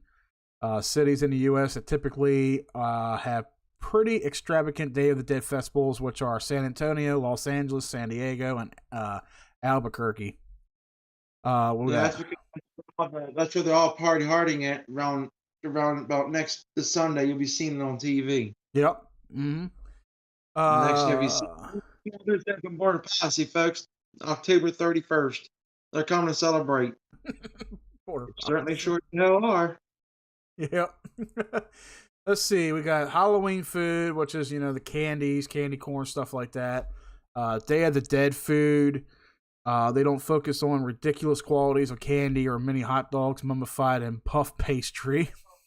Yeah. No, but they do focus on spices, though. That too, yeah. It doesn't stray too much from Latin or Mexican cuisines, which include tamales, enchiladas, churros, and mole. Celebrants. And tacos. Tacos, yeah. Celebrants also share beverages like mojitos, tequila, and more. In addition to the infamous sugar skulls, they also have common enjoy pan de muerto, a sweet bread flavored with oranges. Then there's also the way they dress. Halloween dresses, which is usually, costumes. Day of the Dead's dress involves the same spirit of running wild. Typical Day of the Dead dresses involve painting one's face to resemble a sugar skull or constructing a paper mache head of the same likeness. Then there's also... That's where Michael Myers came from. I just now put 2 and 2 together. Michael Myers was down in Mexico. And that's where he said, hey, look, I need some masks. Here we go. Boom. Done. The William Shatner mask was made in Mexico. Yeah. Hey, that'd be a hell of a fucking ending, though. I'll match with you on that. Yeah, he ain't dead. He wasn't fed to a trash compactor. He went down to Mexico. He said, fuck this shit. He said, fuck the U.S. I'm going to fucking Cancun Beach to get me a face mask and paint that bitch up for a little bit on the 31st. I had some little bitch-ass teenager beat the fuck out of me and take my mask. I said, fuck this shit. I'm moving to Mexico. Ain't nobody going to find my ass there. He said, this place is too full of snowflakes. I'm going south. Oh, I'm sorry. Did I spoil Halloween Ends for you guys? Yeah, I know. Right? You'll thank me for it later. See you in Mexico, boys. All right, so the activities, this is the last 2. Halloween activities, which, include parades, but they're a bit different in spirit than those who participated in Day of the Dead.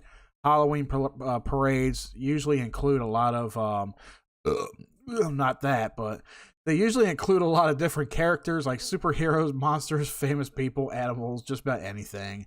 Halloween, of course, is best known. He just said animals and things. And do they have adult Happy Meals in Mexico? That's a question I need to answer. Do they have adult Happy Meals in Mexico? Maybe that's where they disappeared to. They were here for 2 weeks and they went south of the border. Right down to fucking Mexico. Fuck this place too. I'm going to fucking Mexico. I gotta go south of the border for a Grimace. Mel's needing a Grimace for her collection. I'm going south of the border just to go get me a butt plug. I'll be back. Go to the first one just past the border. Y'all sell them purple butt plugs here. Shit. Let's see. Halloween is also known as the day of trick-or-treating by younger children. Is also a common time of the year to have movie marathons, parties, go to haunted mazes, houses, theme parks, and more. You know what? I'm going to take back trick-or-treating this year. It is now going to be for adults. I'm going to go as a fucking child. No, you're going to go to that butt plug, dude. Because butt plug. The fucking butt plug. What's the fucking one that's in McDonald's that looks like the fucking butt plug that's a fucking triangle looking thing? Grimace. Who the fuck's that? I was trying to figure who the fuck that was. All right. I gotta go to Amazon to see if there's a Grimace costume. Hey, look, it's Grimace down in Mexico, folks. Oh shit, there is one. God damn, not for $588. Are you fucking for real? I'm gonna put that in Discord. Put it in Discord. I gotta see that shit. That's fucking unreal. God damn. Unless that's the authentic one. I mean, if it's authentic one, then yeah, I could see it. But no, that's a very expensive, butt plug costume. Hey, everybody, if you want to be a butt plug costume, that's $500 just up front. Just saying, that's without taxes. There's an inflatable purple one, but it's not Grimace though. But for that one, hey, look, you can paint the eyes and everything else on it the way you want it. Then it's probably $20. Oh, shit. Hey, mom, yeah, it looks like a Grimace down in Mexico, son. Let me tell you who that is. Really, if you watched Arrow Entertainment, yeah. Shit. Let's, what Tim said, leave it to y'all to evolve into purple butt plugs. I mean, why not? It makes for a good Halloween costume. Hey, look. Look. Let me be real honest with you, Tim. Think about it for a second, brother. Think about it for a second, all right? What happens when you make your wife, fiance, or girlfriend pissed off? That's like the haunted house in your dreams already, nightmare already on Halloween. So you might as well just get the butt plug and stick it up your ass. There you go. I mean, they do have pecker costumes. I've seen I've actually seen that shit. I've seen those. I think there's been like a big pair of tit costume. There was toilet costumes. I haven't seen that. Hey, you gotta dress up as the Banana Man. The Banana Man. That'd be some funny fucking shit. That should be the theme this year. Adults, get yourself costumes. We're going trick-or-treating this year. We're taking it back. It's not just for kids anymore. If they try to sit there and say, oh, it's for kids. No, I'm a Celt, damn it. It's my duty to trick-or-treat. Hey, look, if they're giving us adult Happy Meals and fucking McDonald's, we want to go fucking trick-or-treating too. If I gotta dress up as a butt plug or a clown, I'm going. Or Banana Man. Condom. Yes, I have seen the condom costumes. What? Yeah. Actually, if you've ever seen The Naked Gun, there's a scene and there's a sex scene between Leslie Nielsen and Priscilla Presley. And they're both wearing these giant fucking condoms. That's what I want. I want a giant condom to wear for Halloween. I want to walk around. What are you? What are you supposed to be for Halloween? I am the prevention of AIDS. Oh my god, can you imagine the fucking looks you get off of that? Holy shit. I am here to prevent AIDS and unwanted pregnancies. And looking around, I can see there's so many. Just go down to D.C. in front of the White House, says, "My name is Joe Biden, and I approve of this message." Fucking wear the costume down there. If I was about 100 or so pounds thinner, I'd go as Joe Biden. I'd just walk around mindlessly. This year. And with a bicycle. Yeah. I will pay somebody to fucking do that. I mean, look, dude, I want to pay you $20 to go ride a bicycle in D.C. and fall over purposely, and then have somebody named Donald Trump just come in there. Joe fell here. Right there on the fucking line. Joe fell here. Oh, shit. But yeah, let's see. Trick or treating, which is a Halloween activity. Let's finish this up here. Day of the Dead activities, which are, the parades that occur and showcase a lot of Katrina-esque imagery. La Katrina, a female skeleton in an elaborate flower and feather-adored hat, has become the most recognizable symbol of the Day of the Dead. Participants also dress in similar fashion or bring representatives with them. Representations of her. Christ, I can't read. I'm fucking laughing. Christ. On that note, grave decoration is a huge aspect of Day of the Dead, though it's common to leave flowers and small gifts at memorials or grave sites in the U.S. It's basically expected and welcome in Latin American countries. These grave sites and cemeteries also serve as the backdrop for loud parties and gatherings held by the families to connect with the loved ones on either side. So those are the 18 differences or similarities between Day of the Dead and Halloween.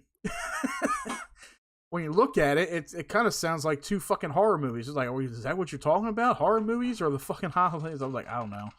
Check the memes. Oh, he put something in the memes. Did he really? Oh, yeah, it's a link to a costume. The costume. Oh, shit.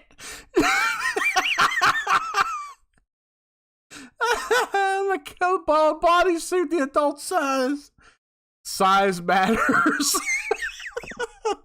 This impressively sized condom costume is definitely worth bragging about. It includes one-piece condom-shaped bodysuit made from reflective sheer fabric. $50, yeah. Easy to wear. Fun for all occasions. Good God. Oh, shit. There you go, Mike. You got your Halloween costume. Yeah. It's like size matters. I'm going to go as a life-size. Hey, you can stuff that says that. Or put it around your neck. Size matters. All sizes matter. There you go. I'll piss off Oh, shit. Let's see. Lycan said, I can't even pronounce those names. Usually portrayed with a skull face with his wife. Oh, God. Okay, I can't pronounce those names. I don't even know if I'm going to chance writing them in the translator. But this is where Day of the Dead imagery comes from. Okay. I'll put that in the Discord. I'll write that. I'll copy that, put it in the Discord. Alright. We'll sit there and put that in here. Also, let me put that in a spook house over here. We barely put anything over there. So that's all for the Day of the Dead celebrations. So let's talk some smack and have some fun with it for a little bit for the rest of the freaking course. Like, come on, guys. What's the best costumes you ever had? Me? Myself. Yeah. You can't take off the mask of 2020. That bitch was on there permanently. I'm going to go as COVID. Oh, for fuck's sake. There goes that algorithm again. I'm gonna walk around coughing. Are you sick? No, I'm COVID this year. You better watch out. You got a fucking shot too, you jackass. They'd be like, I got a test. I got COVID. Yeah, hey, by the way, I got a question for all you out there. Did any of y'all get that free test you were supposed to get in the mail? I certainly held in it. Fuck no. Like they would have the money to send that shit out. Well, they said they were going to. So. Yeah, we never got any. Because I'm going to write on that. I'm going to get put on my burn pile. I'm going to burn the bitch. I'm like, yeah, I got it. See, look, it's burning. Now, here's what you do. You take one, you piss on it, and see if you get any results. Hey, you know what? That's probably not a badass idea. Oh, shit. What? No. You know what? Hey, you like it. And since you're on Amazon, see if they got a COVID test costume. Oh, God. That'll be some funny shit. Let's see. COVID test costume. I mean, they got condoms. I mean, shit. What else can't they not fucking have? They got a hazmat suit. Oh, there you go. That's even better. That's even better. There you go. What are you breathing in? COVID. What are you breathing out? The flu. Yep. Oh, man. So let's see. Now that we covered why Halloween is on October 31st, and we covered the Along with Day of the Dead, finally, we finally understand what that is. So it's pretty much a similarity almost, except in different ways. Let's go back. I think, let's go back and cover briefly here the history of Halloween. So let's see. Halloween is every year celebrated on the 31st of October, and Halloween 2022 will occur Monday, October 31st. They must have just updated this article recently. This is on history.com. They must have, because there was no Halloween 2020. Yeah. Oh, let's see. Yeah, what happened? Oh, that bitch just disappeared for a whole year. Yep. Along with everything else. Yep. This article, which was originally posted back in 2009, it was updated 22 hours ago. Let's see what they fucked up with this article now. Let's see. So, this year it's going to be on Monday. The tradition originated with the ancient Celtic festival, as we've already proclaimed and discussed, Samhain, when people would light bonfires and wear costumes to ward off ghosts. In the 8th century, Pope Gregory III designated November 1st as a time to honor All Saints. Soon, All Saints' Day incorporated some of the traditions of Samhain. The evening before was known as All Hallows' Eve and later Halloween. Over time, Halloween has evolved into a day of activities like trick-or-treating, carving jack-o'-lanterns, festival gatherings, donning costumes, and eating treats. The ancient origins of Halloween. Halloween origins date back to the ancient Celtic festival of Samhain. The Celts, who lived 2,000 years ago, mostly in the area that is now Ireland, the United Kingdom, and northern France, celebrate their new year on November 1st. This day marked the end of summer and the harvest and the beginning of the dark, cold winter, a time of year that was often associated with human death. Celts believed that on the night before the new year, the boundary between the worlds of the living and the dead became blurred. On the night of October 31st, they celebrated Samhain, when it was believed that the ghosts of the dead returned to Earth.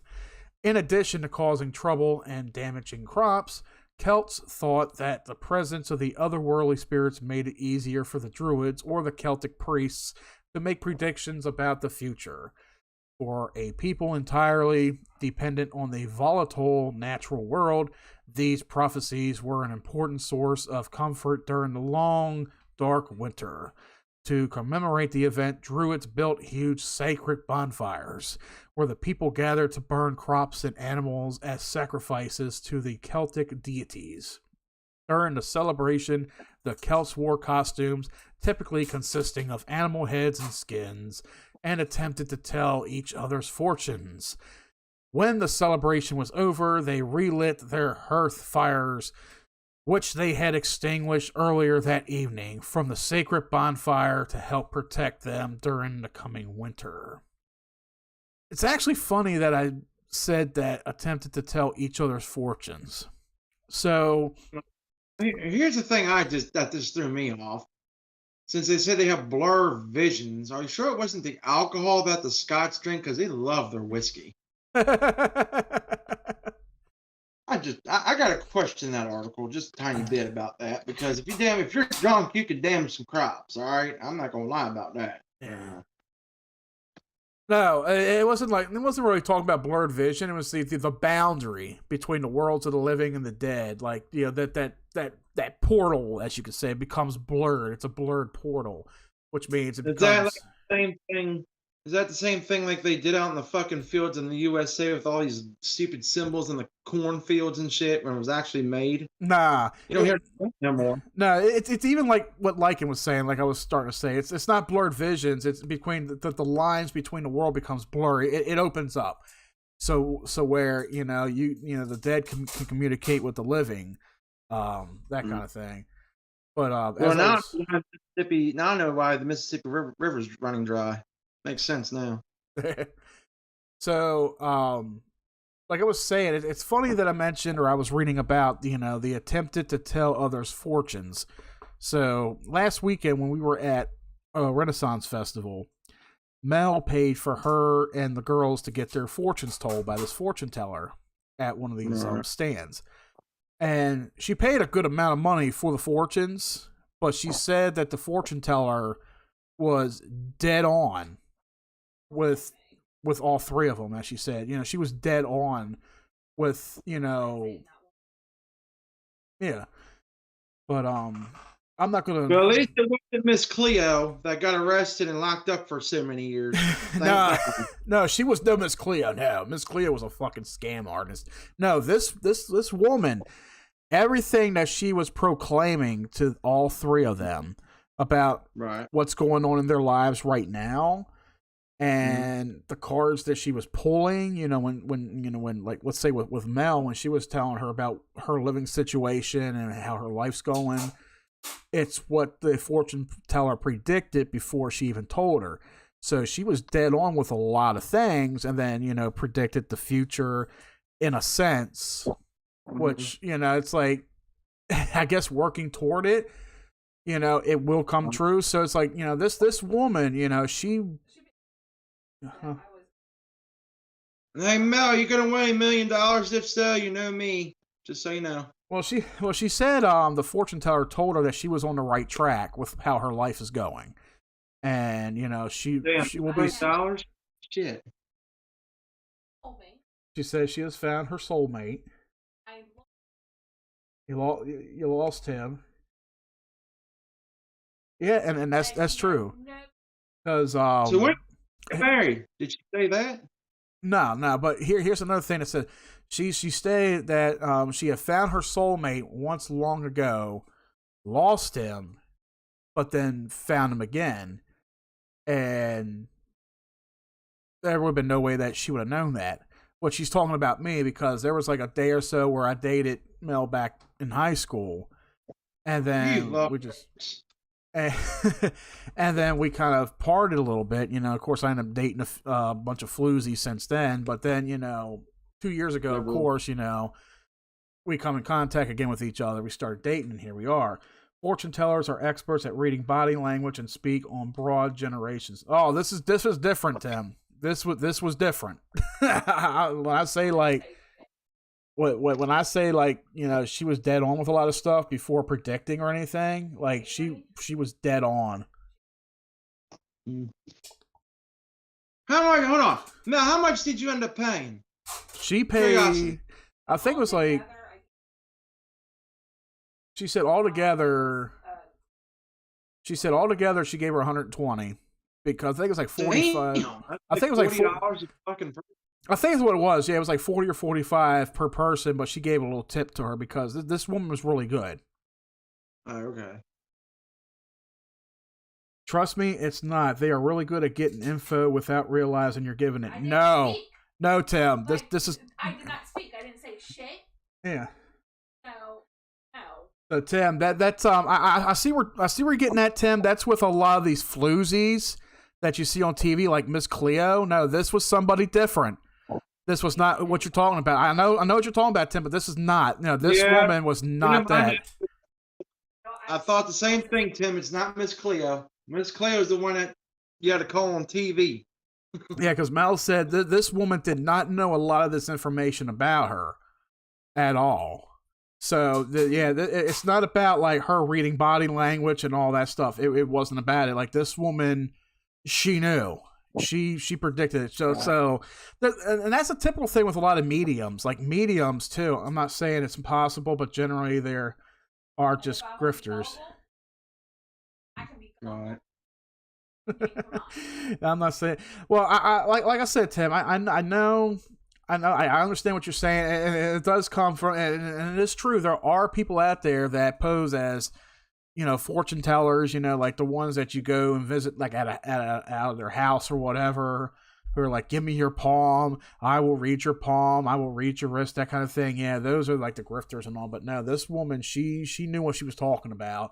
Like she described the kids literally, and like from like how I perceive the kids, how Mel perceives the kids, with their attitudes, their physicality, their mental state, everything. This woman, she proclaimed it, so she was dead on, and that is a true fortune teller right there. That is somebody with a definite gift. Palm reading and fortune telling is real, but it's a far lost art. Yeah. It is.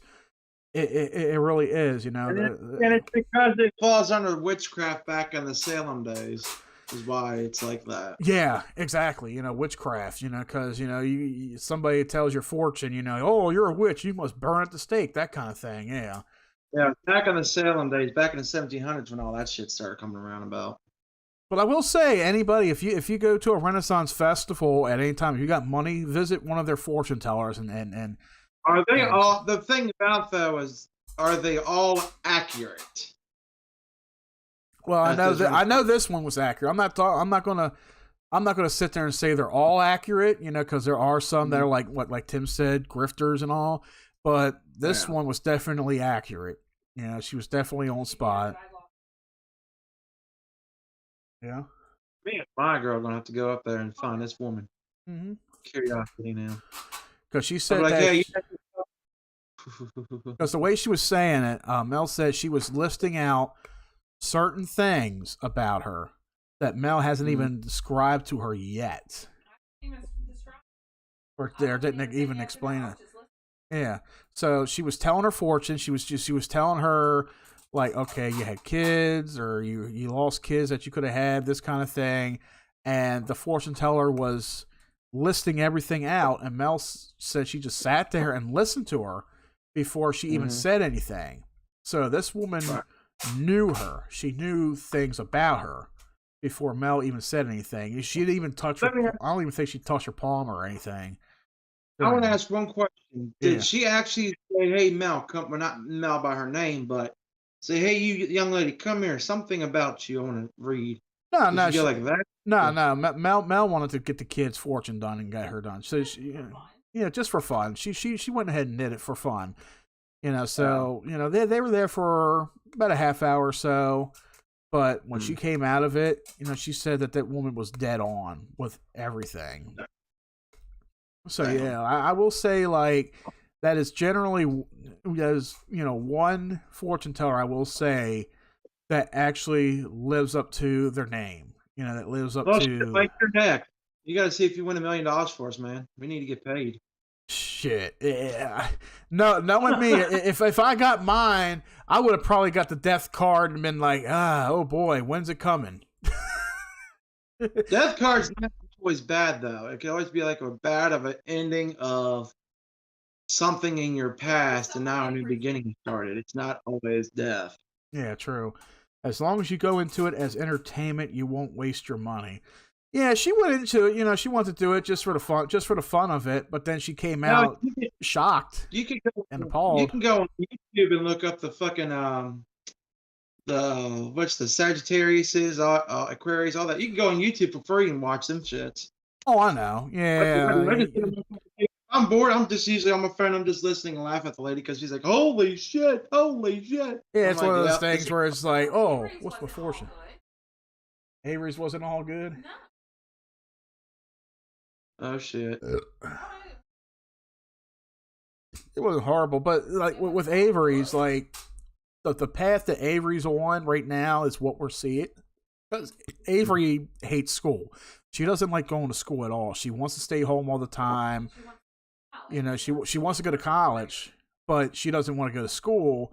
But you know, she does end up successful in the future, and as long as we guide her, as long as we keep on top of her, you know, that will help her, you know, along the way. But she just needs that, you know, that extra help. She needs that hand. Yeah. She says she has a dark presence around her. That kind of stuff, you know. So there's a lot of stuff. So yeah, like we were saying, you know, like, you know, telling each other's fortunes. So it's like it's a typical thing, you know, do around Halloween. But yeah, like I was saying, you know, we were explaining, you know, fortune telling. So I will say, like, if anybody, if you're out of state, if you're within state, where there's a Renaissance festival, check them out for yourself. See if they got a fortune teller stand. You know, just give them a chance.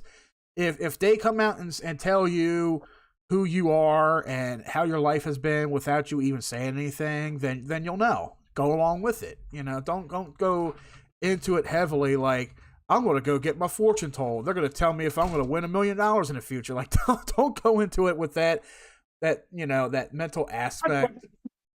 My buddy Mike says, y'all pretty damn good at this. I wonder when I'm going to hit the lottery. Just curiosity. I'm just kidding. Shit. But yeah, don't go with any of those Miss Cleo ripoffs, you know, the ones where you get a call and pay $4.99 over the phone and then $5 for each additional amendment kind of thing, you know. Just find somewhere that's legit. Yeah. Listen, I'm going to go up and I'm going to say, hey, do you know Miss Cleo? I was like, you know, she's talking about you one day. I'm like, I told that bitch, I was like, she crazy as hell. She got her ass locked up several years later. Yep.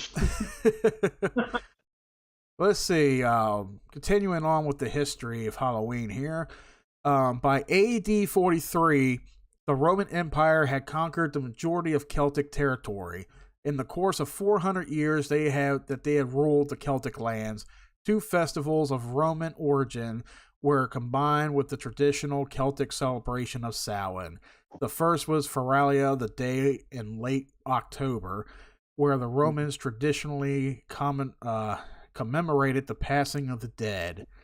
The second was the day of honor, Pomona, the Roman goddess of fruit and trees. The symbol of Pomona is the apple, and the incorporation of this celebration into Samhain probably explains the tradition of bobbing for apples that is the practice of today. Oh, so that's where bobbing for apples comes from. Yeah. All Saints' Day. On May 13th, AD 609, Pope Boniface IV dedicated the Pantheon in Rome in honor of all Christian martyrs, and the Catholic Feast of All Martyrs' Day was established in the Western Church. Pope Gregory III later expanded the festival to include all saints as well as all martyrs, and moved the observance from May 13th to November 1st. By the 9th century, the influence of Christianity had spread into the Celtic lands, where it gradually blended with and supplemented older Celtic rites. In AD 1000, the church made November 2nd All Souls' Day, a day to honor the dead. It is widely believed today that the church was attempting to replace the Celtic festival of the dead with a related church sanctioned holiday. All Souls' Day was celebrated similarly to Samhain, with big bonfires, parades, dressing up in costumes as saints, angels, and devils. All Saints' Day celebration was also called All Hallows or All Hallowmas from Middle English. I'm not even going to pronounce that goddamn word, meaning All Saints' Day. And the night before it, the traditional night of Samhain in the Celtic religion began to be called All Hallows' Eve, and eventually Halloween. And there's a whole lot of here going on. Let's see. Trick-or-treating. Let's talk about trick-or-treating here. The history of trick-or-treating. It's almost like Lycan knows his shit. I know, man. The history of trick-or-treating. Borrowing from European traditions, Americans began to dress up in costumes to go out go house to house asking for food or money, a practice that eventually became today's trick-or-treat tradition. You know what? We're going to bring back tradition. We're going out not for food, we're going out for money. Yeah, give us more stimulus checks. Yeah. I'm going to go to somebody's house. Oh, what are you supposed to be, Al Capone? Bitch, this is a real fucking costume and this is a real gun. Give me some fucking money. Trick or treat, motherfucker. Hey, I can see this now. Dress up as fucking Joe Biden and say, give me your stimulus check. They hold Some idiot will eventually. They bring out the bowl of fucking candy. I'm like, no, open your wallet. Let me take some. Like, what the fuck is this? Is this a fucking stick up? Like, no, this is a traditional Halloween. Right. I got that, Tim. Don't worry about it. Whatever's posting. These fucking bots keep coming in here to fucking YouTube. What is this? New dating for all tastes and ages? What the fuck? There you go. Hey. All you single people out there, there's a bot out there for you. Yeah. It's 18sex.xyz. Where the hell are these spam bots? All fucking Russian shit. And they can't. They have poor grammar. It's a Russian bot. They're probably thinking fucking whatchamacallit, that fucking Hunter Biden's around here somewhere. Who the fuck knows? He probably is. We mentioned every time we mention Joe Biden, there's like some new sex bot coming in here. It's like, oh, new dating for all taste and ages. All right. What do you know about what's going on? And you get 15 NSA fucking agents coming at your fucking door. Yeah, I know. The fuck? I was only talking about Halloween, motherfuckers. I'm gonna go as Hunter Biden. I'm gonna be a crackhead for fucking Halloween. Let's see. Young women believe that one Halloween they could divine the name or appearance of their future husband by doing tricks with yarn, apple parings, or mirrors. In the late 1800s, there was a move in America to mold Halloween into a holiday more with a community and neighborly get-togethers than about ghosts, pranks, and witchcraft. As of the turn of the century, Halloween parties for both children and adults became the most common way to celebrate the day. Parties focused on games, foods of the season, and festive costumes. Parents were encouraged by newspapers and community leaders to take anything frightening or grotesque out of the Halloween celebrations. Because of these efforts, Halloween lost most of its superstitious and religious overtones by the beginning of the 12th century. No, not 12th, 20th century. What the fuck am I looking? Kind of looks like 12th to me. The way I'm fucking looking at it, it's 20th. Halloween parties. I'm not going to cover that. They've been around since the 1920s. Halloween movies, of course. You know, we were talking about Halloween movies. Oh, God, they even got Halloween Kills in here already, and they're talking about all that shit. But, yeah, Halloween movies, as I proclaimed earlier, it's usually a traditional thing for the season. It's kind of like you don't see me watching A Christmas Story on July 4th or sometime in June or in March. You know, it's usually a holiday classic, which is meant to be watched around the holiday season. Whereas, even though we do watch horror movies traditionally around, you know, the Halloween season, of course, you know, we watch horror movies all year round. You know, it's almost like the horror franchise or the horror genre isn't really meant or dedicated to one particular month of the year. That's like when you look at February as what the fuck, Black History Month. Almost forgot the fucking name of it. When you look at, you know, February. Wait. You mean the whites of the month? My bad. I mean, they got the fucking February. When can we get our fucking month? You know what I mean? Yeah. But it's like, you know, when you look at, you know, Black History Month, it's like, oh, it's a month that's dedicated to Black history. And even though Morgan Freeman came out in an interview and he said, look, why can't every day be Black history? why can't you learn about Black history every day of the year? You know, why does it have to be entitled to one particular month? Just like you got June now that's like, oh, June is proclaimed for the gays and the trans and all these fucking idiots out there. It's like, you know, why can't you be gay every day of the year? Why must you be gay 30 days in June? You know, just like with horror movies, why watch horror movies only 30 days of the year when you could watch them every day of the year? But then somebody's going to come out and be like, okay, why can't I watch A Christmas Story every day of the year? Why can't I watch a Christmas movie in June, you know, and enjoy it? Okay, you want to watch Christmas movies? Hallmark Channel. Hallmark Channel hosts Christmas movies 10 months out of the fucking year.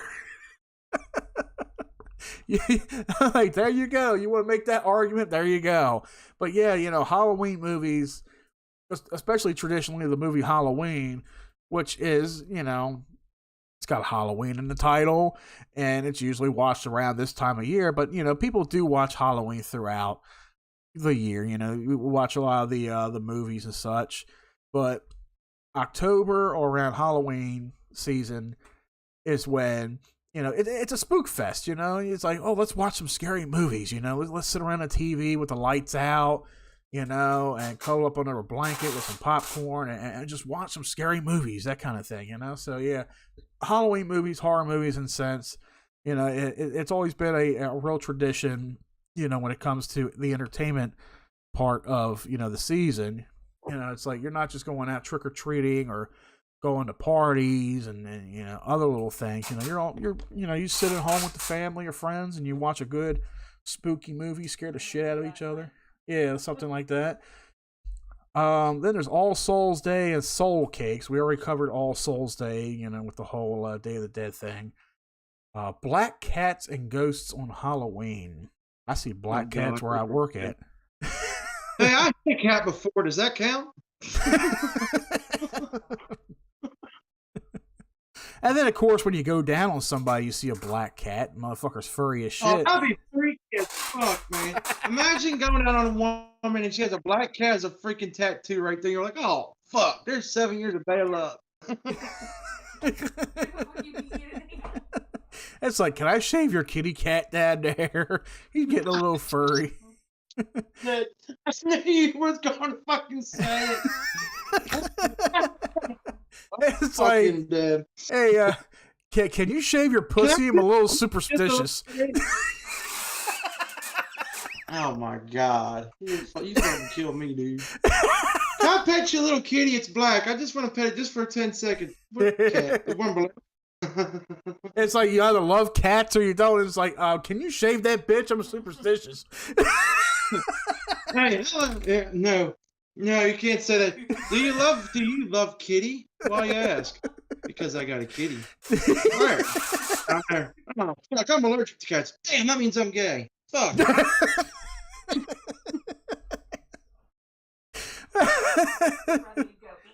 Yep.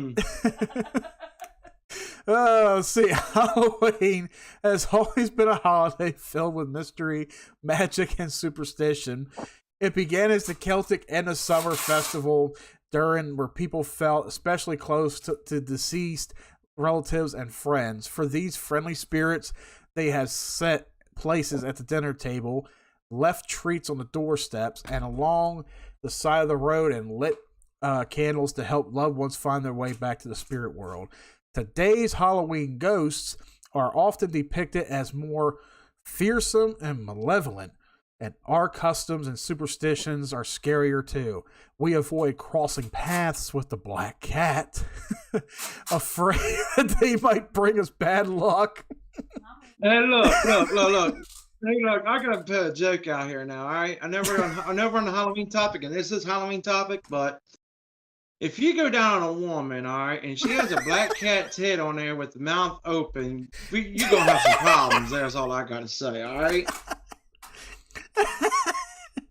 Now, if that motherfucker has teeth, then you really got problems. Hey, I really got some. You really got to fucking run. You ever seen that movie Teeth? No, yeah, I haven't seen that movie yet, but I'll tell you what, that's some scary fucking shit there. I'll tell you. I got to tell you something, sir. I actually got to. Don't even speak the T word. I don't want to hear the fucking T word. All right, see ya. Have a nice day. So you want to talk about black cats? This fucker has razor sharp teeth. Is that right? Let's see. So we got cat. Okay. This idea has its roots in the Middle Ages, where many people believed that witches avoided detection by turning themselves into black cats. That makes sense. Never mind. This is going to go way outside the PG-13 era. Go ahead, continue on.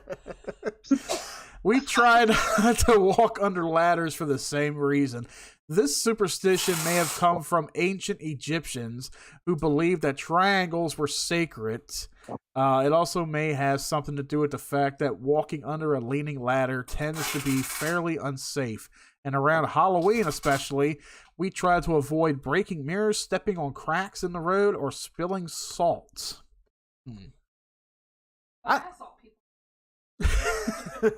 never understood that. You're walking underneath a ladder and a piece of fucking concrete falls on your head. Tell me how it feels then. Let me know how that works. You know, I've walked. If you come back live and tell me the story about it, then I'll believe you. No wonder my life has so much fucking bad luck. I've walked under quite a few ladders. I've come across some. You had one fucking job. You had one fucking job, and you didn't have to walk it. No, Mike fucked it up. Good job, Mike. I never broke any mirrors, though. I mean, I don't know. I'm not going to say I'm going to start trying, but. Does windshields count also? I'm just curious asking for a friend because I hit a pigeon once and that motherfucker cracked my damn windshield. I'll tell you one thing. When it comes to bad luck, I'm surprised Herman Munster never had that much bad luck. He did. He got the retarded brain. Oh, shit. Can't say that. He got the dumb brain. Correction. Dumb brain. Animal transformation is more of a Native American or Druid thing. That's what I figure. You know, that was always something in native traditions. You know, we're just transferring into an animal of sorts. It's like, what was their what's your animal species? You know, what's your animal type? You know, usually be like a bison or a horse or something, that kind of thing. Salt, it was a very valuable commodity back in the day, hence not spilling it. Oh, it's very valuable. Nowadays, it's very common, you know. He was like, fuck it, I spilled salt, fuck it, just wipe it off the goddamn table. Later that night, you end up cutting your foot. Oh, hey, there's a TikTok thing out there. It's with a married couple. He's like, and she was during Halloween. She's like, "What are you putting salt on for on the sofa? Because you're grumpy this time of the year." Walks around and she tells the fucking beer can out his fucking head. I'm about fucking died. I was like, "Oh shit." Yeah. Oh god, this will be a good one for you. Halloween matchmaking and lesser known rituals. But what about the Halloween? Let's see. What about the Halloween traditions and beliefs that today's trick-or-treaters have forgotten about? Many of these obsolete rituals focused on the future instead of the past and the living instead of the dead. In particular, many had to do with helping young women identify their future husbands and reassuring them that they would someday, with luck by next Halloween, be married. In the 18th century Ireland, a matchmaking cook might bury a ring in her mashed potatoes on Halloween night, hoping to bring her love to the diner who found it. You're going to have a fucking ring that's fucking covered in mashed potatoes. That shit is not going to come out of the crevices of those diamonds.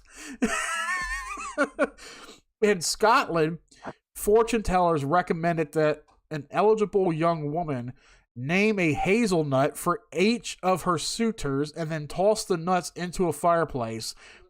The nut that burned to ashes rather than popping or exploding, the story went, represented the girl's future husband. In some versions of the legend, the opposite was true. The nut that burned away symbolized a love that would not last. Hold on a second. So they burned their balls? They burned their balls? What? Maybe that is where the song Chestnuts Roasted on Open Fire came from.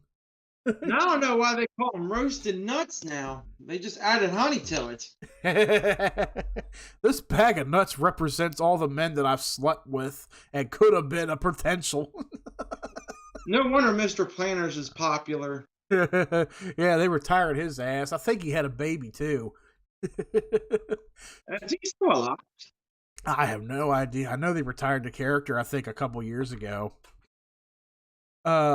In Scotland, fortune tellers recommended that okay, I already talked about that. Another tale had it that if a young woman ate a sugary concoction made of walnuts, hazelnuts, and nutmeg, notice that nut is the main ingredient here with all this shit. Yeah. Before bed on Halloween night, she would dream of her future husband. Young women tossed apple peels over their shoulders, hoping that the peels would fall on the floor in the shape of their future husband's initials. Tried to learn about their futures by peering at egg yolks floating in a bowl of water, and stood in front of mirrors in a darkened room, holding candles and looking over their shoulders at their husband's face. You're going to see something other than your husband's face there, right there. Other rituals were more competitive.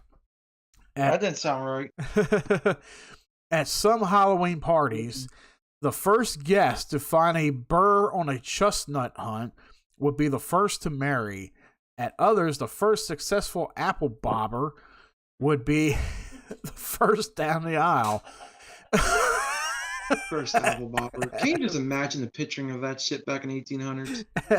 Apple bobber. Where you going? Head up and down. That sounds like an insult. You fucking apple bobber. Yeah. Tim, you're the apple bobber? Oh, shit. Bob these apples, bitch. No wonder everybody picks about them fucking apple bobbers at fucking fairs now.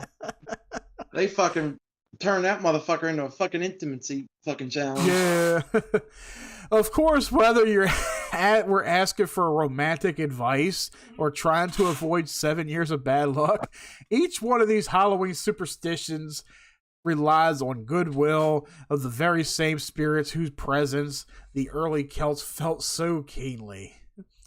Damn, and that's the end of that article for the origins of Halloween and shit. Oh, God. So there was one thing I do want to mention. That I do want to see, okay, why are people afraid of Halloween? Because I think there's somewhere where some people are afraid. Yeah, they're afraid of it. Let's say, could you have a Samhain phobia or the fear of Halloween? It's not a trick or a treat. The phobia is real. Oh, Christ, there's a lot. I was going to say, there must be a lot to fucking read about with this here. Samhain phobia. It wasn't known as a nut back then. Okay. Let's see. Samhainophobia. Samhainophobia. Samhainophobia. Okay, so this is pronouncing it wrong. It's like Samhainophobia. It's Samhainophobia. Samhainophobia. Oh, well.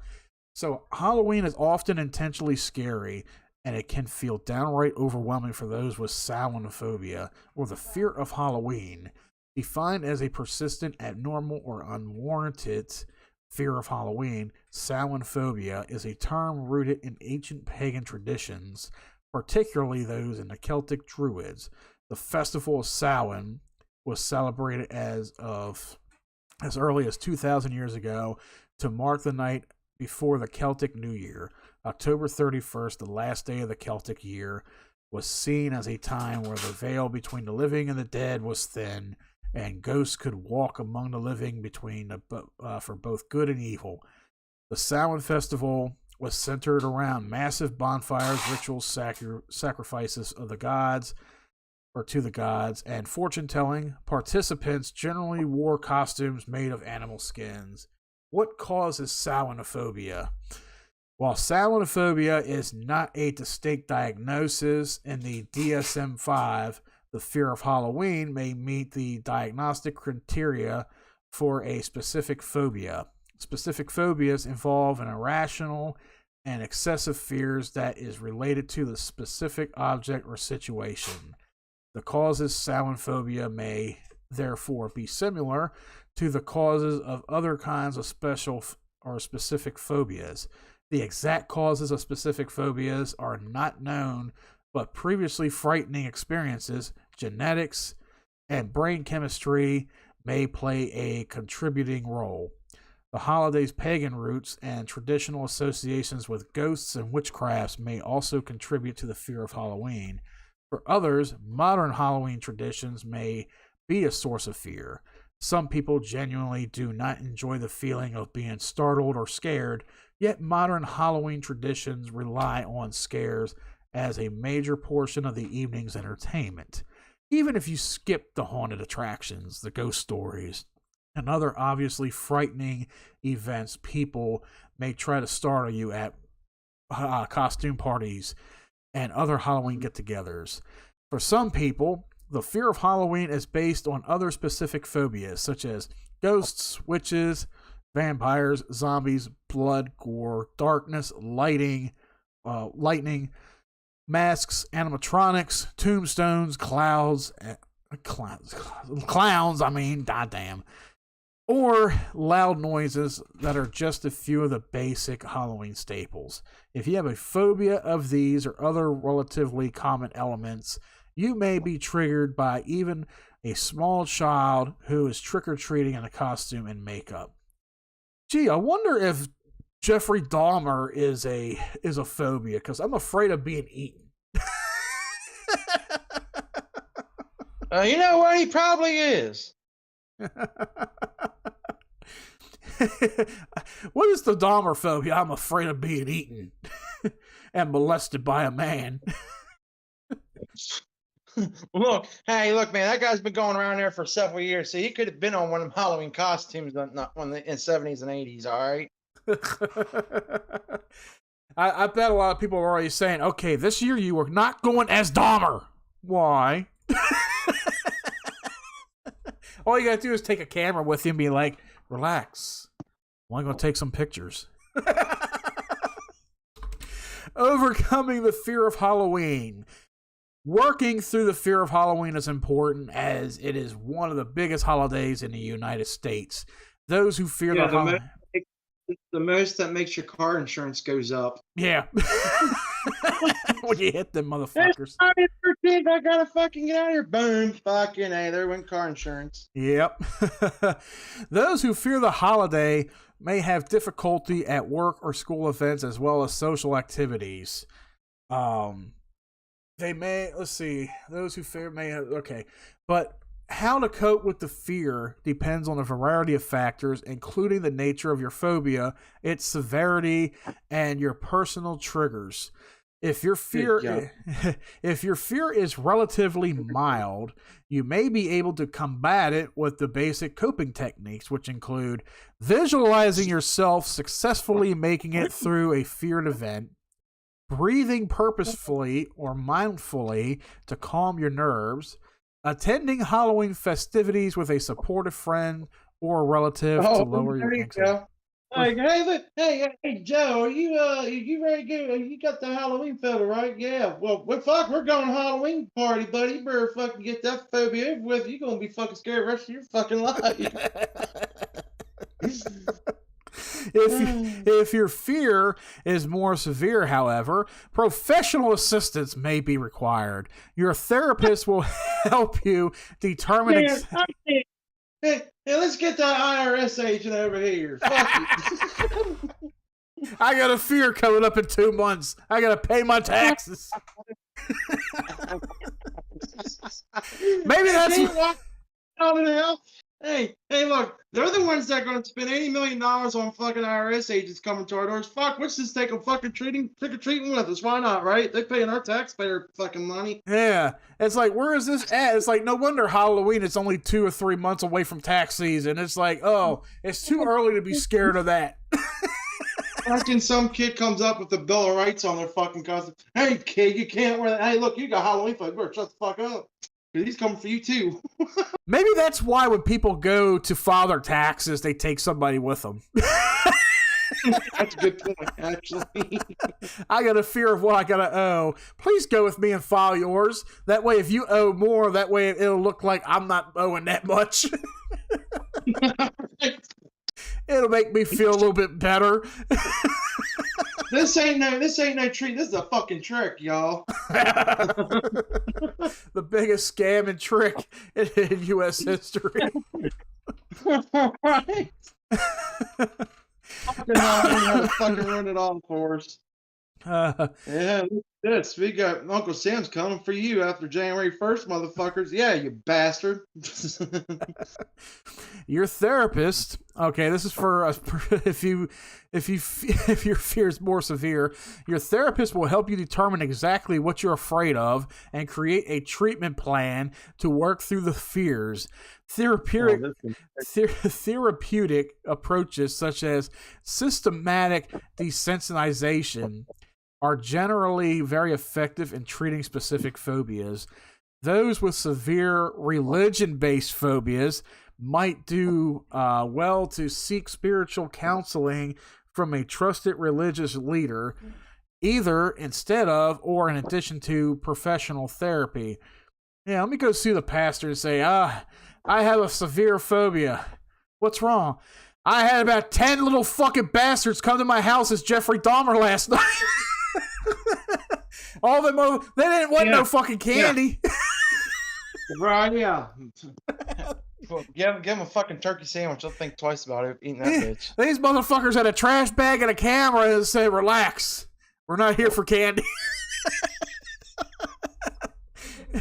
We want to raid your fridge and then we'll leave. What kind of meats do you have? Is it hairy? Is it bloody? We got a heart. We got a leg on leg. We got a chicken leg. A fucking chicken wing. You name it, we got it. Yeah, we got wieners. Right. They're all individually wrapped. However, the good news is, although the fear of Halloween can feel isolating and overwhelming, the phobia generally responds to therapeutic techniques. And that was with the fear of Halloween.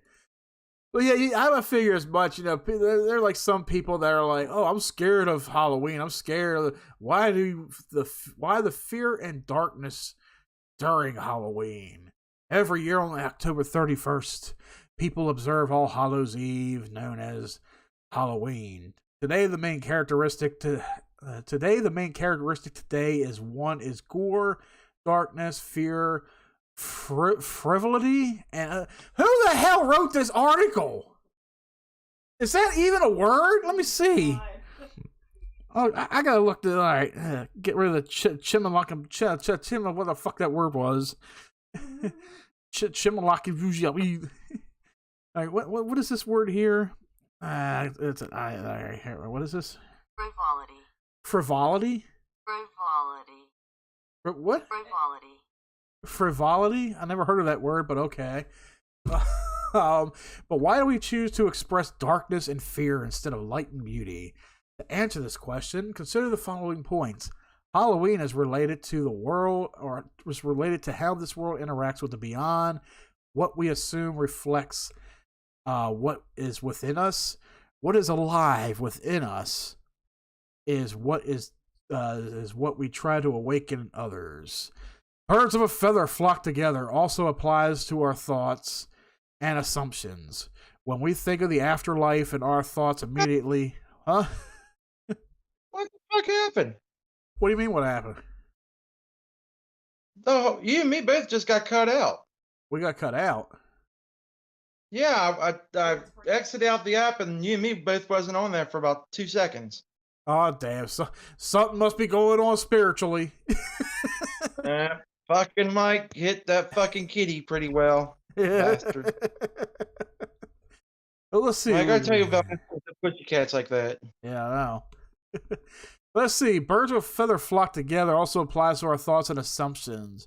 When we think of the afterlife and our thoughts immediately assume dark things, it simply means the person conjuring these images is inwardly inclined to darkness. Otherwise, it would assume light and heavenly things. Thus, the base forms expressed in Halloween today reflects the collective state of our inner lives. If we say it is only fun and games, this actually proves the point. Why? As a principle, we only make light of something that is heavy or oppressing us.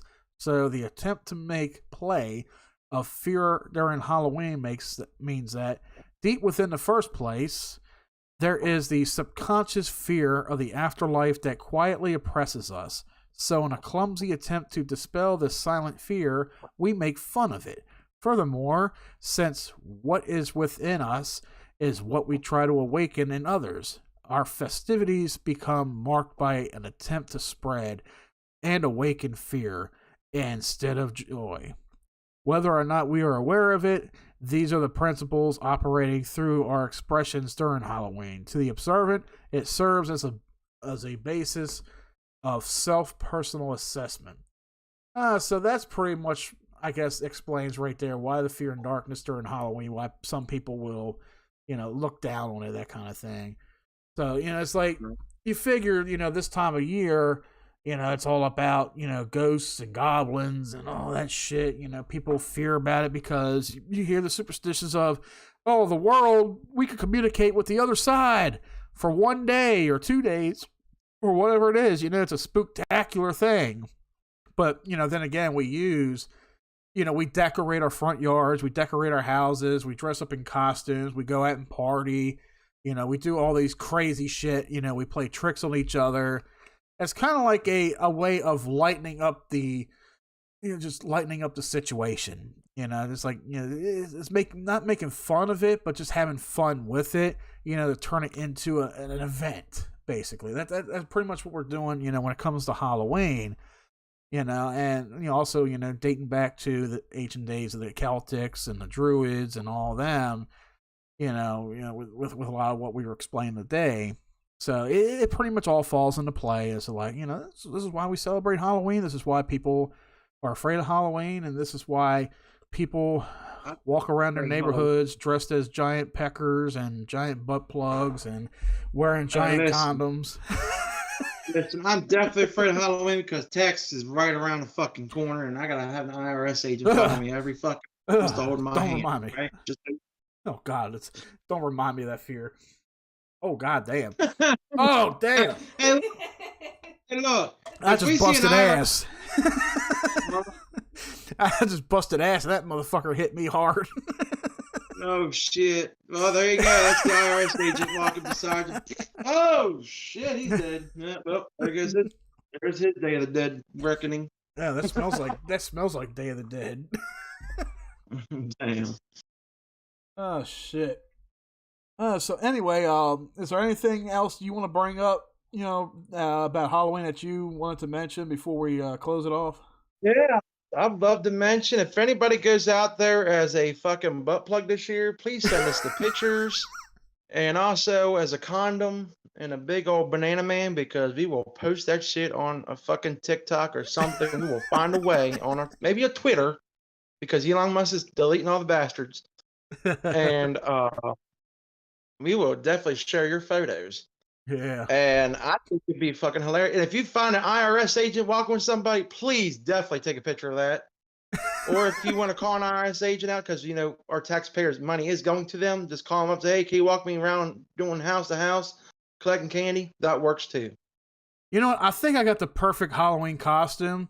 Since I already got the Michael Myers costume, I'm going to attach myself to the front of somebody's car, and I'm going to go as Ben Tramer this year. Because